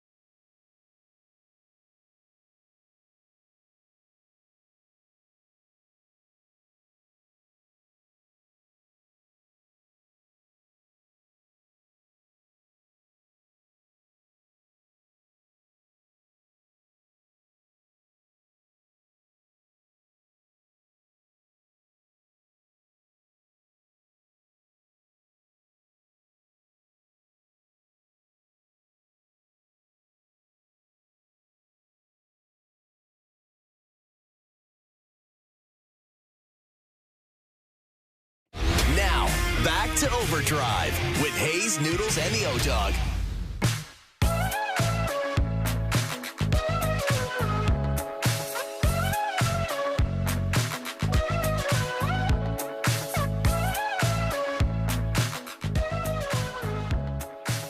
All right, Scotty Vale in about an hour. Carlo will join us. The Overdrive PGA Picks were brought to you by TaylorMade. When you need more performance, distance, and speed from your golf ball, it's time to switch. Learn more about the all-new TP5 and TP5X at TaylorMadeGolf.ca. Oh, like every week he gets Keegan Bradley. I get Keegan Bradley because, he and Scotty are boys, and Scotty's a friend of the show. But I got to give credit where it's due, and will be back on the show tomorrow. His daughter's graduating tonight. But I guess I'll pick Keegan. I think he did. We did like 45 picks, so I'm sure Keegan was in there somewhere. Credit to the O-Dog for pulling that one off. But now it launches into a conversation about the Ryder Cup and should Keegan Bradley be playing? Is he going to be a captain and, co-player, co-captain? How's this all going to work? We'll see what Scotty can say about that in an hour. But there's something about, the fact that he was triumphant. Like he went out and got that on 18. Like he threw a bullet in there. He hit the putt. He won the tournament with a birdie on 18. That's how you do it. You do that in style for sure. But Tommy Fleetwood, man, there's something about sports and watching a guy that you can feel the nerves watching him come down the stretch. You saw it, like on 15, 16, 17. I have no idea why that picture's up. I'm in studio. I'm like, what has happened to Hayes? Completely threw me off mid-thought that Joe from the Bridge is back there working out Tavares contracts. He's more worried about shining his head He's budgeting $13.5 million back there, shining his head up. He's on, capfreak.com being like, what can we do with Marchand at 5.5? This guy's on He's like, Zach, throw the year away. Let's wait for McDavid. I'm like, oh my God, I didn't even respond to that. That is something bubbling over in the marketplace. That's the stupidest thing I've ever heard. You got to wait because maybe the big guy is going to be there this time next year. So a throwaway year, just like, we'll see just what throw happens. Away one year of Matthews prime. Back. Don't worry about that. Like, my God. Well, what would you rather do, though? But to be honest, though, what would you rather do? Be sensible and keep your money, or be stupid and sign guys you shouldn't, so that you prove that you're in a window and you're trying to do things? Sensible and keep your money. Yes, exactly. Always be sensible, but you're trying to win. This is Matthews and Nylander's prime as well. As like that's you're lost in all of this. Is yes, Marner's going to move on. You're going to use that money, but you're this is B. Matthews what? 9th year? 10th year in the league, 10th year in the league. So, do you think he's sitting there going, okay, let's save the money, in case this happens, okay? He's saying, like, he just lost a 100-point winger. Like, that's what he's going. He's probably calling Brad Treliving and saying, who are you replacing that with? It might be Nylander, which is fair. Like, it might be, Nylander slides. I imagine it would be. But, in the end, he's saying, you just lost, or didn't you just, but 100 points has just walked out the door, and a guy who put it on a tee for me left and right. It is interesting, though, when it comes to the Matthews conversation, as far as who's going to be his wingman next year, who's going to be the Batman and Robin, the way that Mitch Marner was for him. Because say what you want about those guys in the playoffs or games 5, 6, and 7 of any playoffs in the regular season, those guys, they got something, right? And they get you there. But not even that they get you there. It's that you throw them on the ice together, and there's times where teams just didn't really have an answer for those guys in the regular season. On a Tuesday, Thursday, that flow of the year, you're going to have to find someone who can play with that guy. And I wonder how much thought they're putting into, as far as who we're trying to pinpoint here in free agency, who's going to be a good fit with the captain. Well, and how reasonable is it to expect that between now and opening night, where, again, there's so much focus on the center. But you bring up a good point. Like, first line right wing is now vacant. Yeah, like up for grabs. Yeah, like who is that? Because I keep, people are doing their mock lineups and stuff. It's not Max Domi. It's not Max Domi for 82 games. Well, because Max Domi might have to play center. Right. And listen, he had a good run 2 years ago at the end of the year for 20 games playing with Austin. Yeah. And they tried him at times this year. They moved things around, and Berube looked at it and said, no, thanks. I'm not doing that. So it doesn't mean that Max won't get an opportunity. He might play a few games here or there, but he's not a first-line right winger. Like immediately everything's out of whack. He's just not. A lot of guys on the free agent board are not first-line right wingers unless it's like, Ehlers or Besser. But the thing is, whoever gets plugged into that spot, automatically you're going to look at it and say, that's a downgrade. It doesn't matter who it is. It's a downgrade. But if come playoff time in games 5, 6, or 7, they push through, then you stop talking about it being a downgrade on paper. Yeah, agreed, but is 88 just off the table playing there? No, just hypothetically saying that 88's going to be your second line guy. Well, I get it, but he's a first line right winger, like on a lot of you're teams. right. You're right. Yeah, and gets paid like one for sure. Exactly. Right. So I'm just saying, like, maybe it's the scenario. It's like, okay, we're going to have, Knies, Matthews, Nylander, and the second line is going to get rebuilt here through free agency and trades, because that's if you're looking at depth charts right now, William Nylander, because he's under contract, is the number one right winger for the Toronto Maple Leafs. I don't think he just slides to the 2 because you're looking to fill Marner. I think what you're looking to do is have the best players play on the top line, and then you slide down and you hopefully have more depth than not. And I do believe those guys work well together. I mean, the analytics people could give us some sample size on what they've those guys gotten off did. it kind of quickly at times. Like Matthew, like Berube was a shooter committed too, right? to Marner. Yeah, that's why. And you're right though. Like Nylander's a first line right winger. Like there's no questioning that. You score 45 goals and he gets paid like it. But I think I would guess. I would personally, it's not a McDavid-Draisaitl comparison completely, but I would pair them off. Like I would have them on 2 different lines. Like you got a 60-goal scorer and a 45-goal scorer on 2 different lines. Florida? What did we learn? Depth scattered throughout the line. A true top 9. Tell me if this is Joe from the bridge or realistic. Okay. First line, Matthews, Knies, Patrick Kane. Is that Joe from the bridge, or is that a realistic thing that you would like to see? What does he still have left in the tank? What worries me is the age and the miles, and I just don't know if he can keep up with it. Like, I think if on a fantasy team, Frankie, it's Joe from the bridge. Just say it's Joe from the bridge. It's Joe from the bridge because I think there's better right wingers. I don't know if Patrick Kane's a number 1 right winger right now at 36. How old is he? 36? He's something like that. Yeah, he's up there. He's, what is he, an 88? He's an 88. Yeah, I mean, I understand on paper, but I also think, I don't know. I think if he comes into your mix, I don't love him on the top line. Like, top line plays massive. He had 59 points last year, 21 goals, like 72 games. Like, still can keep up all of that, but I just think, I don't know. How old is he? He's 36. He's turning 37. He's turning 37. He had a 60-point season. I get it. It's just one option. I Go think from the bridge. Yeah, but it is. What I would say is he's not going to cost you $9 million. It's going to cost you $4.5. He might. Yeah, he's going to cost you a reasonable number. But to me, if Patrick Kane gets added into the mix, we're just getting crazy here, then he's added in on you're bringing him in kind of farther down. Like, okay, he's going to play a top 6-7 role type of thing, and he can add to the depth of your group. I don't see him on the first line right wing, replacing Mitch Marner's minutes and what he brings to the table. I'd much rather them put Nylander there and then rebuild a second line. That's the way I'd look. Well, and maybe he can play on that second line. I don't know. Kane, like you're asking a lot, but there was a time when he defined, first line right winger. I was going playmaker, shooter. Right, that's my thought process there. I'm not going to tell you Brock Besser, shooter.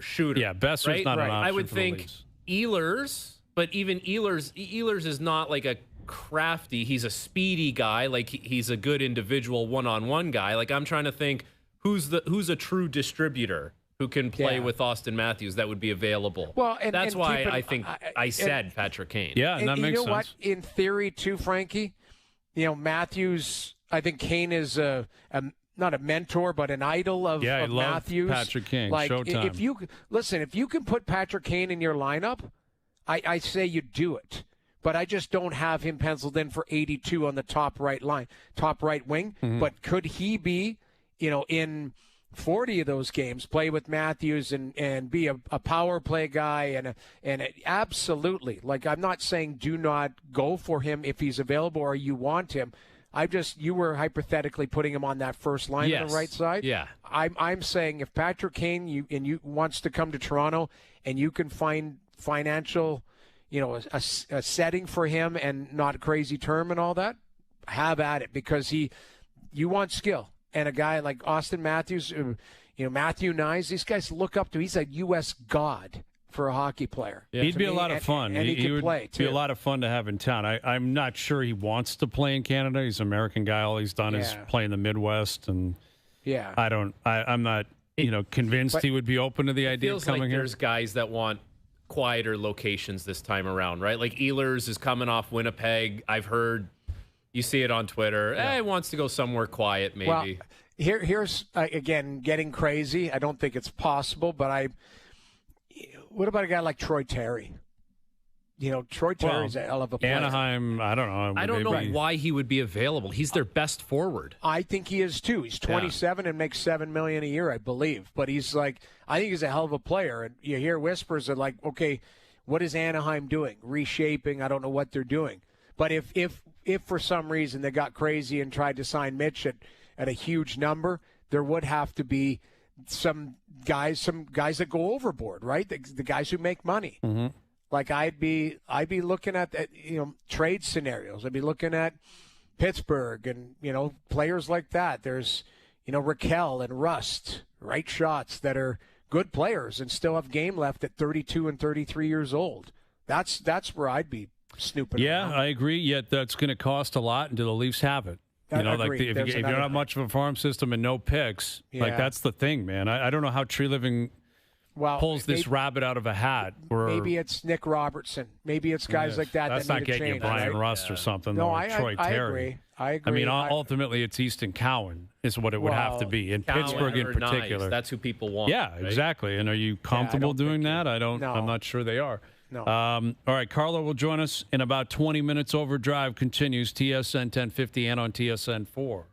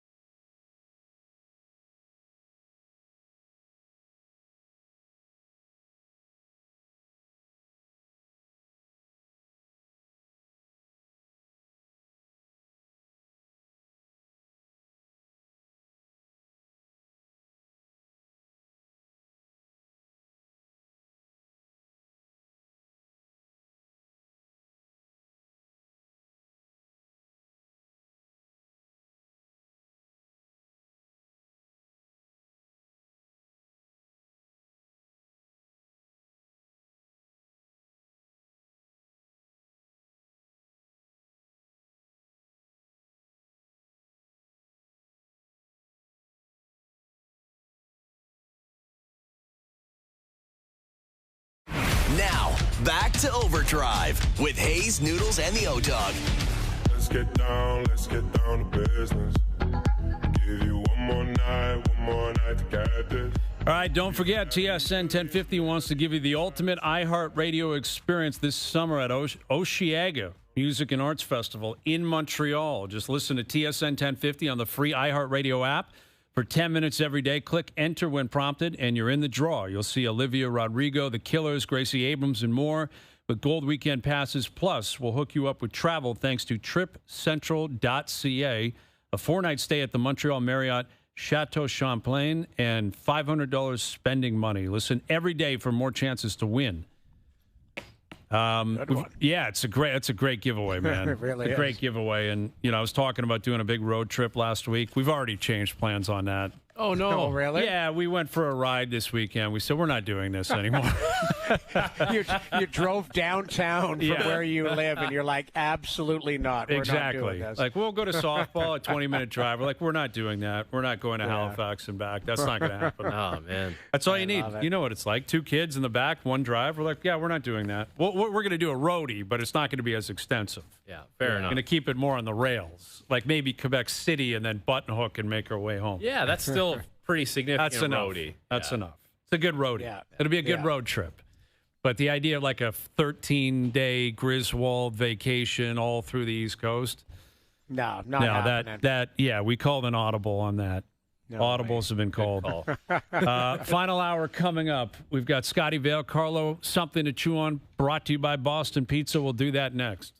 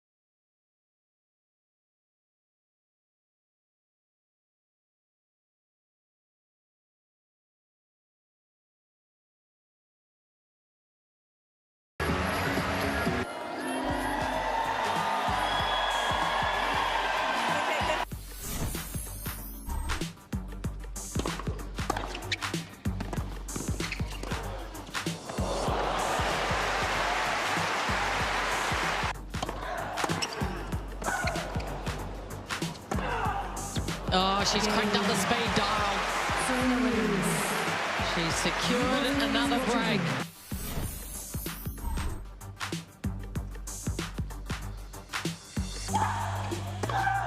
And she takes this final by the scruff of its neck. 6-4, 4-3 with the break.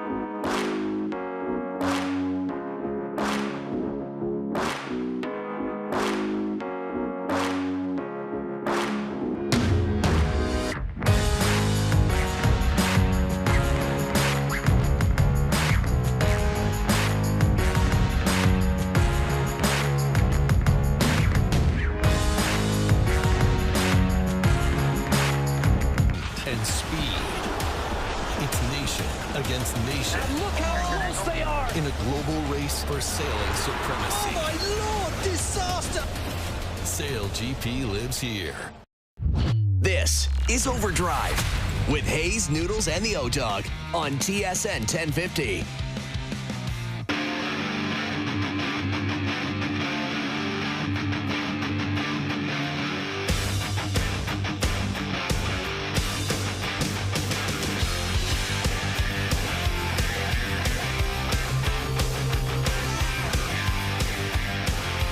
Final hour OverDrive continues, powered by FanDuel, bringing you everything from the opening line to the final score. Brian Hayes, Frankie Corrado, Jamie Noodles, McLennan. We're up on TSN2, up on YouTube Live on TSN's YouTube channel. Every hour of every show up on YouTube. Bunch of clips up there as well. It's going to be a big week, man. We got the draft coming up, NHL and NBA. Got the Jays looking to recover after they threw away 2 games to the White Sox. They got pumped on Friday. And then yesterday, it just, Jeff Hoffman's starting to take a lot of heat. A lot of people getting worried about Hoffman. His stats are brutal. Blown save, man. Yeah, man. And his ERA, he's got an ERA up around 5.6. It's a struggle right now. And listen, good news on Scherzer. It sounds like Scherzer's going to return likely this week. But they're going to need some help in that bullpen, man, because if you're throwing games away against the Chicago White Sox. White Sox got 2 or 3. Yeah, you can't have that. No one loses to the White Sox like that. Not at home, they don't. No. Not unless it's Colorado or something. So the Jays, I was getting cocky for them. Going into the weekend on Friday, I'm like, this is a sweep. We were talking sweep. 100% sweep. Lock it up. Maybe you throw away 1 game. And they dropped 2 or 3. And listen, the Yankees, they look vulnerable right now. The Rays have been great recently. Tampa's just a classic team that always does it right. I'm so sick of the state. The whole state bothers me. But we don't talk about state tax with the Rays. You're right, because they don't spend any money. Exactly. That's a very, very good point. Although maybe that's what they've been doing this whole time. Maybe we just cracked the case. Yeah. The reason they don't spend any money is because of the state tax. They don't have to. They don't have to. Anyone wants to stick aroround, we'll pay you state tax. No stadium, no problem. No stadium, no problem for the Rays. It is funny, though, that they do build, most of the players that leave are good players. They don't stay in Tampa, correct? Right. They move on. Get the most out of their guys, and then they move get on. paid. Yeah. That is precisely what happens. Something to chew on, brought to you by Boston Pizza, Canada's favorite sports bar. Enjoy $15 lunch at BP, where you get an entree, a side, and a drink, and you'll get it all in 20 minutes or less. So fast lunch doesn't have to be fast food. See you for a $15 fast lunch at your local Boston Pizza. We've been asking, did the Kevin Durant trade overshadow Game 7 last night? And a large majority of people voting no. And a lot of people are saying, if this was KD 5 years ago, it would have for sure. But I would argue, I would say yes, it did until the game got going. And then obviously once the ball's tipped off, once Halliburton gets hurt 7 minutes into the game, everything takes on a different viewpoint. But leading, you get a guy like Kevin Durant, I don't care if he's not in his prime anymore. That is an all-time great, legacy household name. Yeah. That gets traded day of Game 7. Now, I didn't see the pregame show, but did they lead off the pregame show with the Kevin Durant news? Here's the breaking story. Kevin Durant has been traded. We'll get to the Game 7 in a minute. Is that what they did? I don't believe they did, because I think even, ESPN was keenly aware, we got to tee up the game here first. Let's respect Game 7 of the finals. Yes. That's it. If this was in the first round, second round, if this was Game 3 of the NBA Finals, it might be different. This is Game 7 of the finals. But it's KD. It's Kevin Durant. Well, remember last year, Game 7 of the Stanley Cup Final, Linus Ullmark got traded an hour before the game. Now, Linus Ullmark's not Kevin Durant, but still, not quite. There was a fairly significant trade made last year in hockey. Which surprises me because, as Bobby Marks pointed out online, because of the contract of Jalen Green, this cannot be officially, rubber stamp of the league until July 6th. So by no means did it have to happen yesterday. Yeah. Or at least you don't have to announce it. You would think Silver would step in and say, all right, done. Everything's all good. Now, the problem is the insiders are probably going to get it anyway. This is the leak. Yes. Leak. Someone's leaking it to Shams, and then it's exploding, and there's no way of getting around it. But, it's not going to be official for another 2 weeks. Yeah. And yet it had to happen on the day. Like, do it That's Saturday then. bad business, man. It's Yeah. bad business. Do it Like, Saturday if Is you it have though? to. But you know what? Is it bad business, or is it just like Durant got traded, so a lot of people want to watch Game 7 all of a sudden? It's a big NBA day, is what Yeah. you're saying. Like everything kind of Just comes together. It was a celebration of the NBA, and it culminated in Game 7. That's a valid fair. point. And they did good. The ratings were good. Like, I Great in was the surprised, U.S. but and they were I'm very good. guessing Yeah. pretty good up here. I mean, listen, it's a Game 7. You give me a Game 7 of regardless of the teams, the stars, the storylines, with a championship in the building, that's always going to be a positive. Yep. All right, what was it? 24 years ago today, the Maple Leafs selected Carlo Kolakavo. 24 years ago today. Wow. The great Pat Quinn was up there. And 6 years ago today, Carlo Kolakavo purchased a Stanley Cup ring from the St. Louis Blues. That actually did happen 6 years ago today. A lot of anniversaries. Here he is from First Up, Carlo Kolakavo. Happy anniversary, times 2. Thanks, boys. A lot to digest there. Before we move on to our news, I was just listening to you guys talk about Durant in the NBA. Wasn't the most absurd news that broke yesterday was that the Oklahoma City team had already purchased parade buses before Game 7? Yes, that is, and Rick Carlisle saw it and was freaking out before the game. Yeah. That is a great point, man. Like, do you think they were doing that in Indiana too? Like, do you have to be proactive in your bus preparation, or? Well, I mean, the Florida Panthers had their parade yesterday. That was, 5 days after they won it? Yep. I don't see what the hurry is, but could you imagine if OKC lost? What would they do with all those buses, and who would get fired for leaking that? Well, that's a great question. Like, who was? Someone was really nervous when that leaked. Because Rick Carlisle was freaking out, the Pacers, the media was jumping on it, and it's true because like they make championship hats and shirts, and if the team doesn't win, our understanding is they send it overseas. You're not sending a bus overseas. You never think about bus procurement for the parade. Wouldn't that be wild? You're just like the bus. I don't know where the buses come from, but there they are. That would be crazy, man. If there was an Oklahoma City Thunder championship bus somewhere like halfway around the world. Yeah, it is funny because they're right now. Well, hey, maybe they could use it for the RBC Canadian Open next year with all the buses they had last year. Or I this like year. that. I like that idea, man. We need some forecasting of championship buses. That's what we need up here. Right like now in the Congo or Ethiopia or somewhere, there's somebody with an Edmonton Oilers Stanley Cup champion hat. Yes, everywhere, dude. Or a bus. Noodles a replica ring. Yeah, exactly. That's an even better question. Were they making Oiler replica rings before they knew the outcome of the Stanley Cup final? Can I at least put a bow on this story? I know when you guys were talking about replica rings, I was on the golf course and my phone was blowing up because you guys were talking about me owning a St. Louis Blues championship ring. So obviously you guys know my ties to the Blues. My best friend Alex Pietrangelo played on the team, won the cup. And when they were handing out the rings, they did a replica night for the St. Louis Blues. And I asked Petro, I was like, hey, can you grab me one of those? Because I like collecting those replica rings. Like I have a Raptors one, I have a couple of Argo ones, I have a TFC one. And I just thought, the Blues, as alumni, watching my best friend win a Stanley Cup, I'd want one of those too. So when Toronto played St. Louis in Toronto, I went to the game. I wore the alumni jacket. I handed out the jersey that night. And then after the game, Petro presented me the ring when I went to meet him. And so that's why I have one. It's funny. I wear it, man. Those things, they look, if nobody told you that they weren't real, you could fool some people as to how close they look to being real. They're pretty awesome.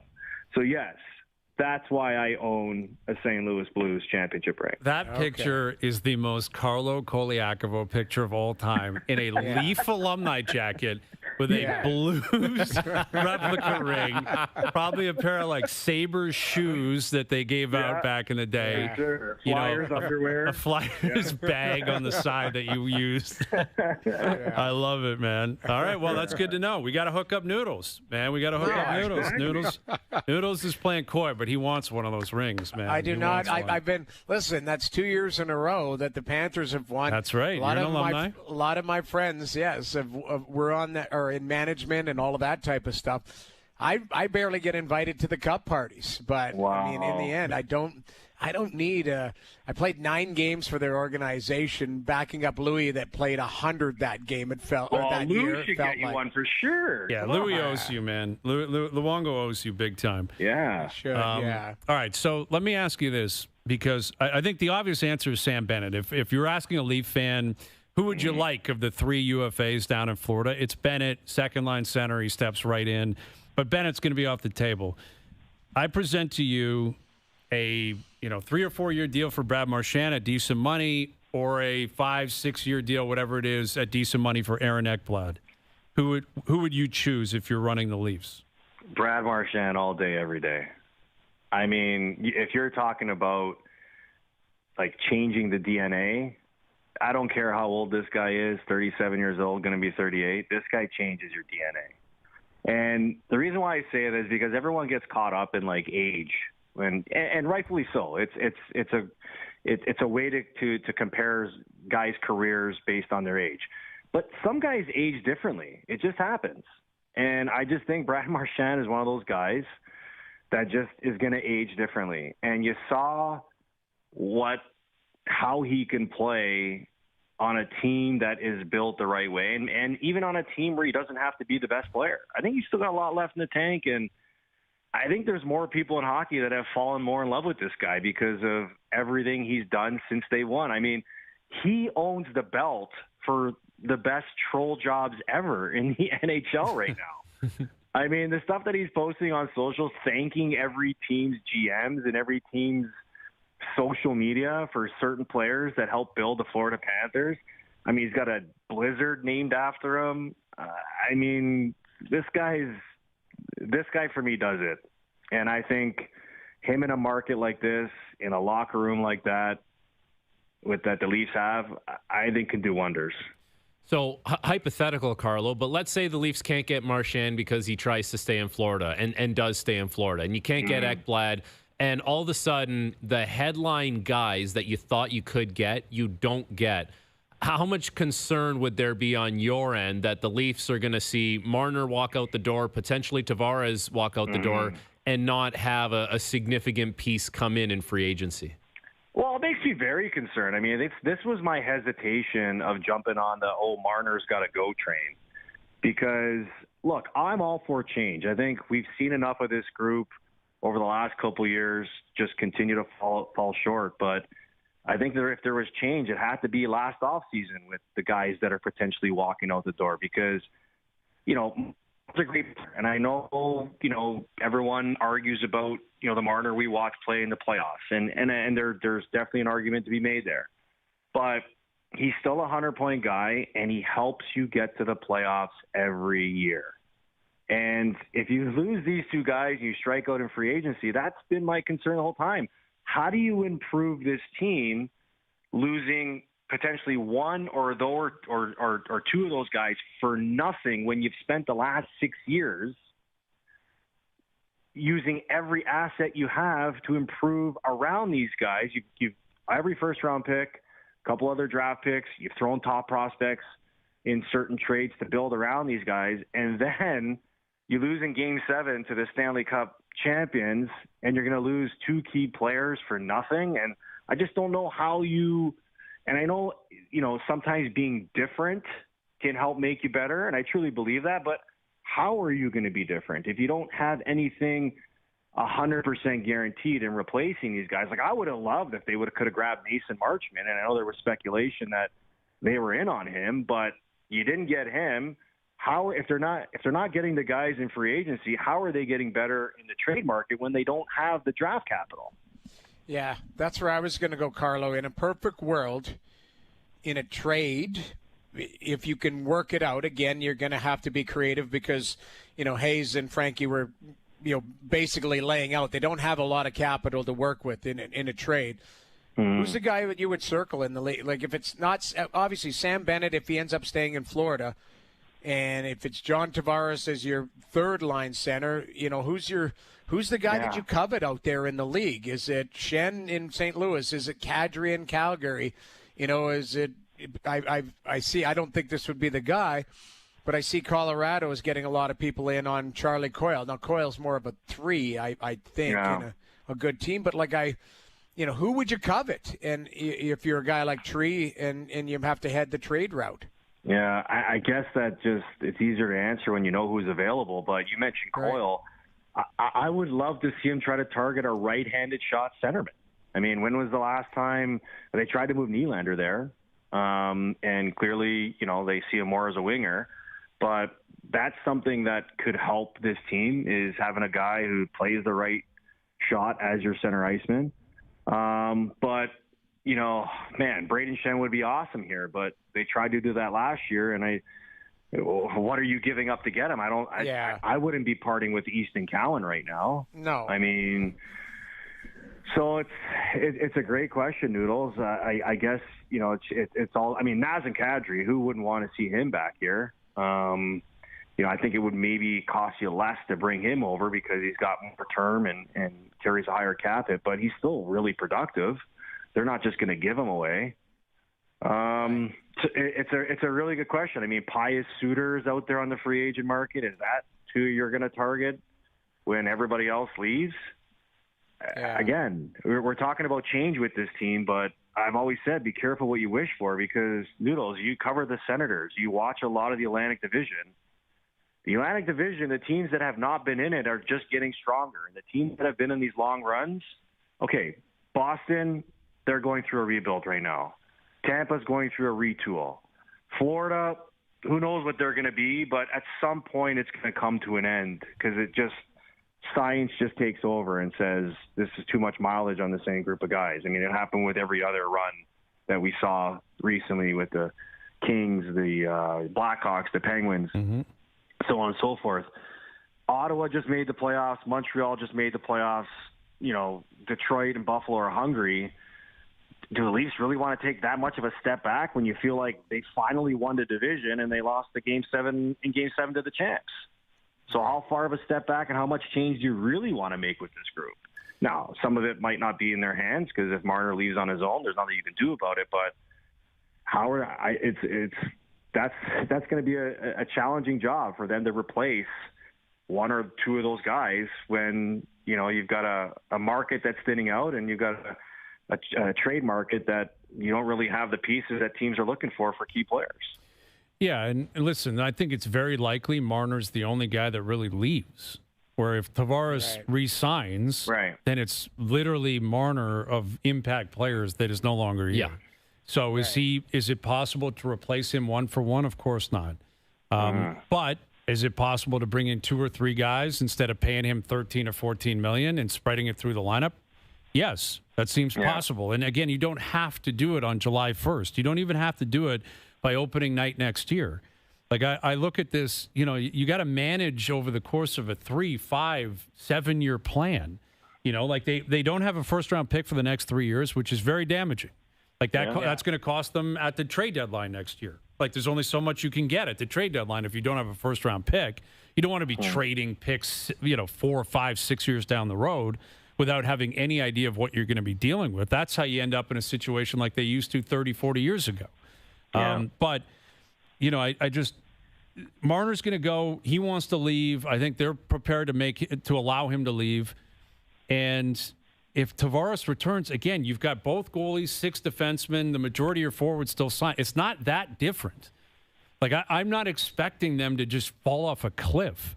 I get what you're saying. Florida's good. Tampa's good. Ottawa, let's say Marner leaves and they replace him with player X, whoever that happens to be. Who's a better? Cowan. Okay, let's say Easton Cowan. Okay, who clearly is going to have some learning curves and all that kind of stuff. Who's a better team? How would you rank it? Leafs, Ottawa, Montreal? I would still take the Leafs. Okay. So then what's this big fear that Montreal is going to catch you or Ottawa is going to pass you? I guess the fear is, Hayes, under Craig Berube, this team won a lot of close hockey games last year. And in those close hockey games, you have a guy who scored 100 points in your team leaving, right?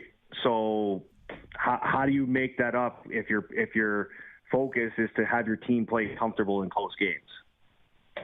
That's just my concern. Mm-hmm. Again, I understand the concern in the regular season. I'm all for change. It's just losing a guy like that for nothing is what concerns me. Yeah, well, that ship has sailed. I mean, he's gone, and they've lost him for nothing. There's nothing they can do about that now. Brian, you make a good point, but I don't think you're trying to look down. You're trying to look up.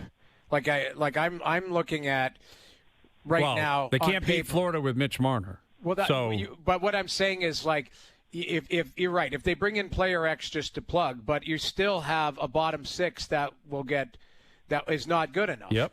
That's my point. So maybe you spread that money around. That's kind of what you're saying. Let's see what it all unfolds like. I agree. I don't think they're severely weakened. They look different, absolutely. But you're looking to get better. Are you going to, is Max Domi going to go from 33 points to 47, back to 47? That's the biggest thing. You still have Domi, Lawton, Yarncroke, Holmberg, Kampf.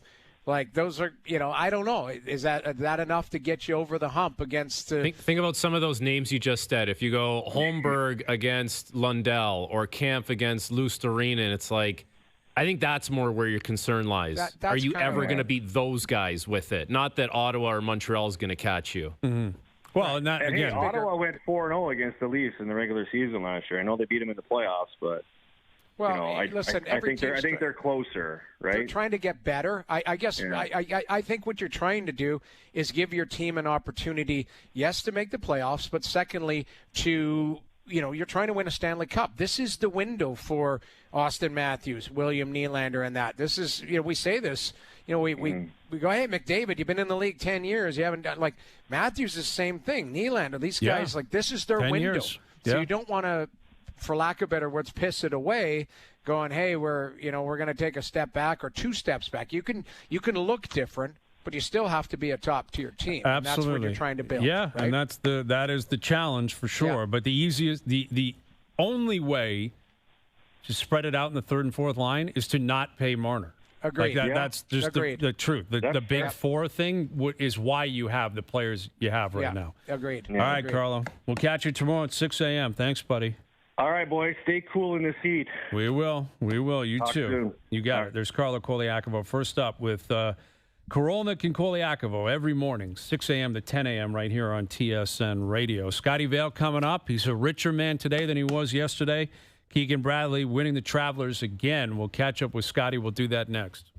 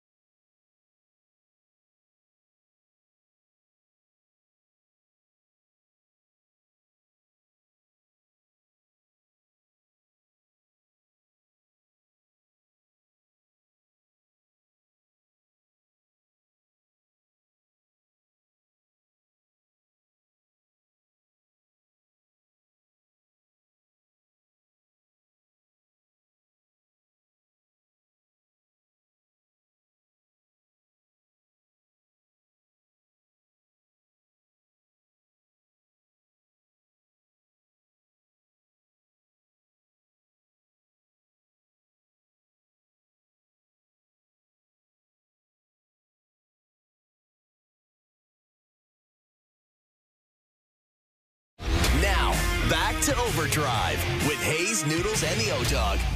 Take my breath. All right, best bets later in the hour. We did our PGA picks on Wednesday last week, and the O-Dog has just determined that he gets Keegan Bradley every single week. Can't let that fly, man. No, it ends right now. That's it. Yeah, it's got to stop. Yeah. Gotta stop. And he's celebrating. He took the day off today like he won the Travelers, but he did not. He'll be back tomorrow.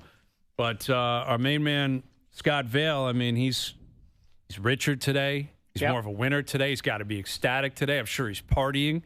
Probably putting on a better party than we saw to the Thunder last night. Guaranteed. I think that's a lock for Keegan and Scotty, and here he is now. Here's Scott Vale, who was on the bag for Keegan all week. He has been for years. What's up, Scotty? Hello, boys. I told you a couple of weeks ago it was going to happen, and here we are. Yes, sir, man. That's got to be gratifying. How cool was that scene on 18 yesterday? It was just one of the most incredible days of my life. It was so special, chasing a win all day, and it didn't look like we had a chance. And then all of a sudden on 18, boom, we got a putt from 6 feet to win the tournament. It was so surreal. It's still not hit me yet. It was just amazing. So when you see Tommy Fleetwood leave his ball right in front of Keegan's on 18, like as a caddy, that's got to just be the most incredible thing in the world, because if he makes it, you got to read. If he misses it, you got to read. Like what? Because I saw Keegan looked at him immediately and said, "You want me to move my mark?" Like he knew what was coming. What was your view of like the Tommy Fleetwood scene around the green on 18? Yeah, a lot of the times that doesn't work out the way it should. You know, the guy will put a different stroke on it. They might hit their putts a different way, and sometimes it works, sometimes it doesn't. In Keegan's instance, he had actually said to me, "I was so proud of my putt." If you look at the replay of Tommy's, it wiggled like right. I think he didn't play enough break as is, but Keegan was like, I was proud of myself for just doing my thing, and I was like, don't pay attention to Tommy's putt.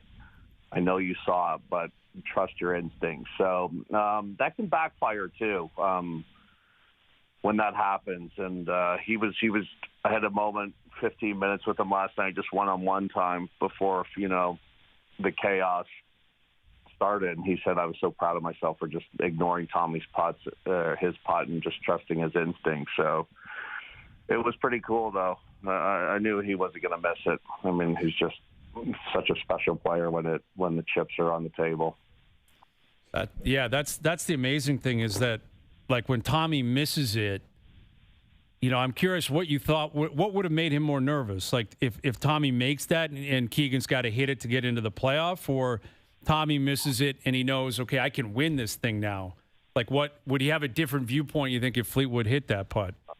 I think, my thoughts are when you're in that position, you're thinking Tommy's going to make the putt on the front fringe, and he doesn't make it, and now you're excited, but you plan on Tommy making it. It's now it's a match play situation, and, Keegan's, the whole time he's dialed in. He was laser focused. I wasn't near him. I was just watching his demeanor, and I was like, this guy's going to make it. He said to me, walking off 17, he's been the chaser all day.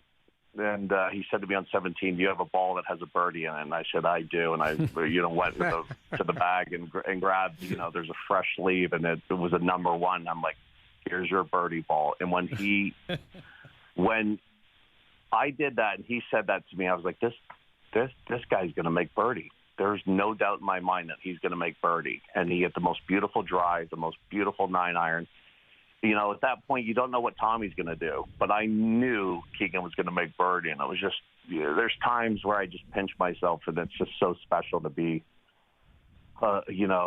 riding shotgun with somebody as elite as Keegan. It's just, it's amazing. It's surreal. Well, Keegan's got, we could call it the clutch mentality, and you just shared some of, the insight where, hey, give me a birdie ball. How do you keep it together? I mean, how do you, focus and not lose your what when things are so tense and so exciting? I just, part of being a good caddy, I think, is just being even keel. Like, I've been around, doing this for, 17 years on the PGA Tour. You've seen it all. I've been on, the Tommy Fleetwood end, which stinks, and the heartbreak, and you just never give up. That's why it's 72 holes. I know it sounds cliche. It's, bang the puck off the glass and get it out of your zone, keep it simple type stuff, the hockey analogy. But it's just with him, he's just such a fighter. He will not stop until, the 72nd hole. So, as a caddy, you're just trying to keep your player even keeled. But with Keegan, especially when he's on Sunday and he's in the mix, you just kind of just get out of his way. He knows what he needs to do. With Scott Vale, caddy for Keegan Bradley, and you mentioned that 18th or the 72nd hole. Great drive, 9-iron, makes the putt. It looked as if Fleetwood had a 9-iron and went to a wedge. And there's been all this discussion online on Golf Channel. Was it him? Was it his caddy? I don't know if you're aware of that or what was going on there, but from your viewpoint, like you mentioned, you stay out of his way. Did you hand him the 9, or did you say, do you want a 9, a wedge? How does that work in terms of such a massively important shot where you might be in between clubs? What is the role of the caddy in a situation like that? The role of the caddy is you got to play your percentages. You got to know, what your player's feeling. We had 139 yards to the pin. He hits his pitching wedge 144. The wind flicked on 17 on our approach shot, like almost dead end. And so it was 18 was almost dead end. And as a caddy, you're getting the yardage and you start thinking, what's he going to say? What's he going to hit? And I'm thinking, pitching wedge, probably it's not enough. We were Wednesday practice round. He's like, Scott, this front bunker's dead. It's a downhill lie. You can't see it unless you're down in the bunker. And so you think about these things. You just want to give yourself a chance. So, we discussed pitching wedge, and I'm like, it's just not enough, Keegan. And you also have to take in the fact, you have to take in, like, the adrenaline. There's so many things to take into account. And it was a hard shot for Keegan. Not many players with adrenaline pumping can flight something and chip it. They'd rather hit it full. Tommy hit a full pitching wedge to the front left of the green. It's just you got to get a feel for your player, and you're just so happy when your player's on the same page as you. And Keegan knew it, and he was just kind of like, get out of the way, Scott. I got this. That's some of the best. When you hear that as a caddy, you're like, oh, whew, I don't have to do much. Yes. Scotty, can you take us back to the 14th hole? It feels like it was a bit of a pivotal moment in the round where, Keegan overcooks a 125-yard shot. Fleetwood's got a chance to make birdie. He misses. He makes par. Keegan's got to go sideways out of a trap, ends up making bogey. Like, can you take us through that whole process and maybe what you guys were thinking walking up to 15? Yeah, not much was said. Walking off, Keegan's so good at, those yardages, and it was a nice light sand wedge, and he had struggled on that 14th hole for whatever reason it is. He's been leaving it out right all week, the first 3 days, pin high right, and the pin was on the right. He's like, I'm going to be aggressive. He told me that last night after the fact, and just pulled it, right at impact, saying, I'm not going to miss this right. And but there wasn't much chatter on 15. It was, back to, what club do we need to do? We didn't say anything, do anything. And, at that point you're in like fourth, we're 3 back, but there's a lot of stuff that can happen on those holes. So you just keep plodding along and see what can happen. Keep fighting, Tommy hadn't won, on the tour. So there's pressure with that. And you just never know on those final 4 holes there. It's such a unique golf course, With Scott Vale, caddy for Keegan Bradley. So immediately after he wins, the Ryder Cup is right in his face. So what's this guy going to do? He's a captain of the team, and now I think, is he up to number 7 in the world, Scotty? I believe he is, or he's 7th. Yeah. So, he's going to probably play his way into it anyway, but can you give us any insight here? Like what is, I know Keegan would like to play, But if he plays, and I think he's earned his way on to playing, I don't think he'd have to explain it to anyone. I don't know why you wouldn't want Keegan Bradley on your team the way he's been playing. He's a Northeastern guy. It's in New York. But does he intend on playing and being captain, and how complicated could this be? Yeah, I don't know. It's been such a whirlwind. We haven't talked about it. It's been the elephant in the room all year. Mm-hmm. And, he's like, I'm just focused on being a captain and being a golfer. It's, he's playing with these two roles. And last night, the dynamic has shifted now. I don't know what's going to happen. We'll see how the next 6 weeks play out. But I can tell you one thing. If there's 12 guys on the team and Keegan's not on the team, I think, if I'm playing on the team, I want Keegan on the team. I want him playing in the moment at Bethpage. I don't know. I don't know what'll happen. I don't know if he knows what'll happen. It's an interesting dynamic, and I think his players, the guys, that are going to be on the team, I think they have such a respect for him and his ability to, be in that moment. And you need guys. Bethpage is going to be a different animal. It's New York, they're going to be loud. They're going to be raucous. They're going to boo the home team if they hit bad shots. That's the way they are. So it's going to take a special kind of player, and Keegan's he's that special kind of player. I don't know what'll happen, though. I think that's a good point that you bring up about the location of it, right? It's Bethpage, it's New York, it's rowdy, they're raucous, and Keegan, he plays golf with passion, and you can't say that about every player on the tour. Like, some guys, they just kind of go about their business robotic, and there's nothing wrong with that, but something about the Ryder Cup and the passion that brings out, it's almost like don't you feel like Keegan's kind of made for something like that? I do. I mean, I'm biased, and I love the guy. He's my boss, but I mean, he's made to be the captain as well. He's made to be the captain. He's made to be the player.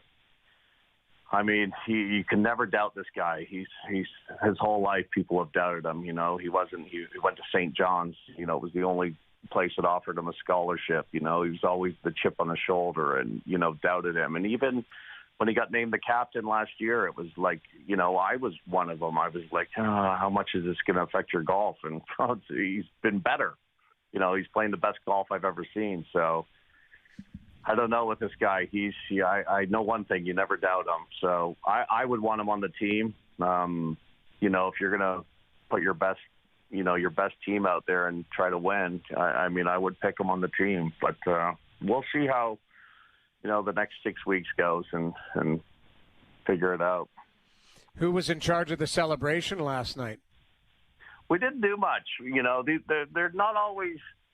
Some nights they're celebrating, but by the time he was done media, he was done at 9, and he had his family there, and him and I had a couple of beers and a quick bite to eat, and I dropped him off at his rental house, and he was on his way home, and I was at the airport this morning to fly to Detroit. So not much, but we'll have a good dinner tomorrow night, maybe sip some red wine, and I'm going to get after it once I'm done with this phone call, though. Yes. All right, man. Well, we got to get you out of here there on that note. I love it. Let him go. Calling your shot, man. Going Babe Ruth. All right, Scotty. Good luck tonight, pal. Keep it on the rails as much as you can.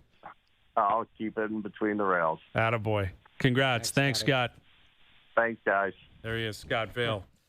Yeah, it was cool seeing, man. Like, I feel for Tommy Fleetwood. The guy now has 42 top 10s on tour. Oh, crazy. Without a win. Top 10 Tommy. Hey, that's what he is. Top 10 Tommy. It's a good living. Oh, he's not a champion. Yes. Never won. And he had it. Yeah. Like he had it all weekend. He had the lead after 36 holes, I believe, certainly after 54 holes. He threw it away early in the round yesterday, and I thought, this guy, he's missing putts. He's nervous. It's over. And then he gets it back, and he had a 2-shot lead again on the back 9. And it got away from him. And he's got the lead on 18, and he hits a great drive. Like, that's the nervous shot. Yeah. Like, you got the lead, and you're like, I just got to find the fairway here, please. And he does it, and then leaves it short. And, all you got to do is, you're thinking 2-putt at that point. Horrible lag putt. Misses the putt, which you knew he was going to miss. You just knew it. You're like, there's no way he's making this putt. And he missed it. You're jittery. You're nervous. You can't believe what you just did. Like, don't forget, these guys are the best in the world. They have a putt like that. It's not something they're really accustomed to doing. But that moment, it's like, what? Like, you're thinking about it the whole time you get there. Yeah, of course, man. Yeah, and then, of course, Bradley just steps up, and it's like, interesting you said he didn't watch Fleetwood, like he trusted his own read. Because if you look at it, there's video out there that looks like Fleetwood's ball like hit something, like a ball mark or something like that, and it kind of veered right. And Keegan was, I guess, like, I'm going inside left, and I'm going to trust it. I'm not going to overplay it because his went right. And he just nailed it, man. You know what kind of cup. stones that takes? Because if you miss it and you're like, I trust my own line, and then you miss it, every around the green guy is saying, well, how do you just saw what happened, right? How many times has that happened to you in a round where you see something happen, you're like, I don't believe it. Meanwhile, you should have believed it. Right. It would be crushing, man. Crushing if you overcook that right, and you're like, the guy just showed you that's the wrong line. Yeah. Anyway, shout out to Scott Vale. That might be a first where we've had a guest come on and say, I got to get out of here because I'm going to go have a great time tonight. Let me off. I have a party planned. And get me out of here. Taking up my time. He's already into a whiskey. Yeah. As he should be. As he should be. Yeah. All right, Best Bets powered by FanDuel coming up. We've got some action in the NHL, NBA today. We've got the Jays off back in action tomorrow. The NHL draft coming up. NBA draft still to come. OverDrive continues. TSN 1050 and on TSN 2.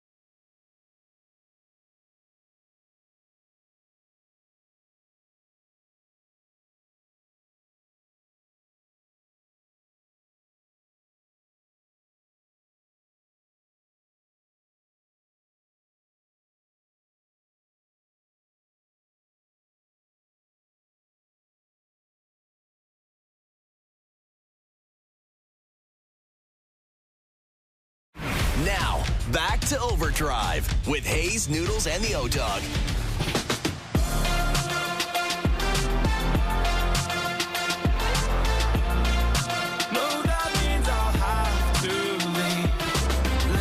All right, today's best bets are powered by FanDuel. Make your picks and assemble a same-game parlay in seconds on the FanDuel Sportsbook app. I'm going to go to the state of New York, the city of New York, for a parlay tonight. Yankees money line at the Reds.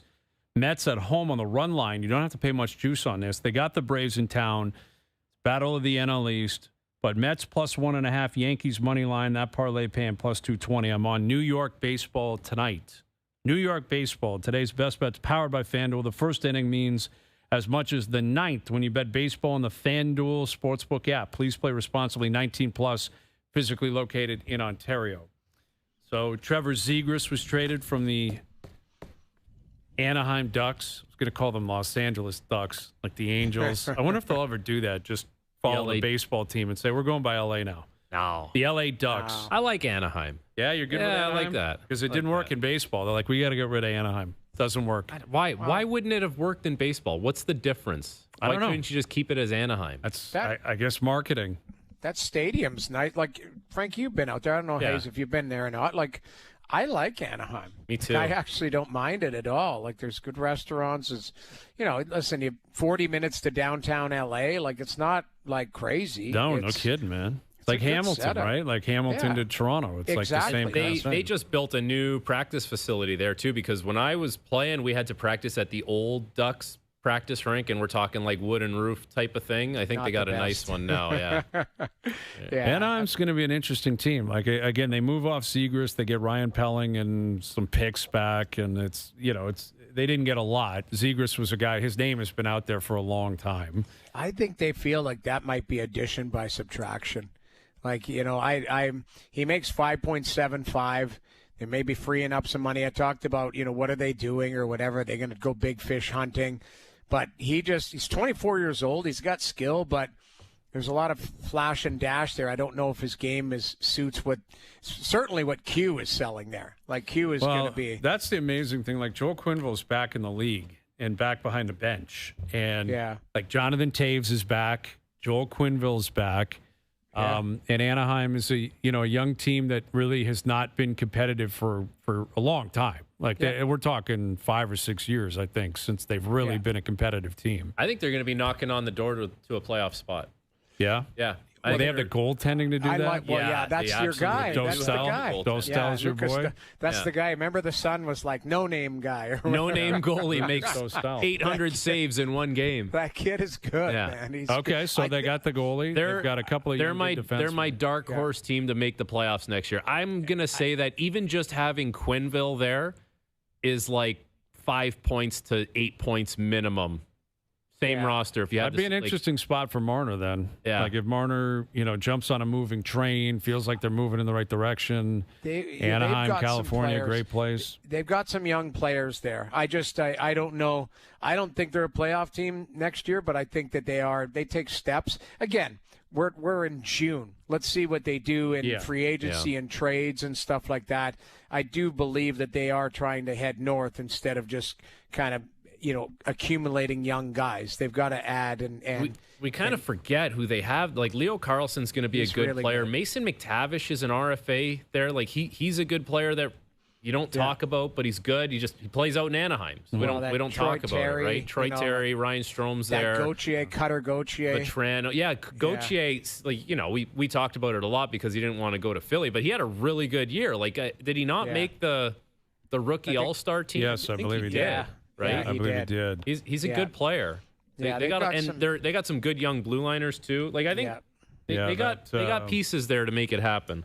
Yeah, it is. Is it that Lacombe kid who was really good down the stretch last year? Yeah, Jackson Lacombe. They got the Russian, the Mintyakov or whatever.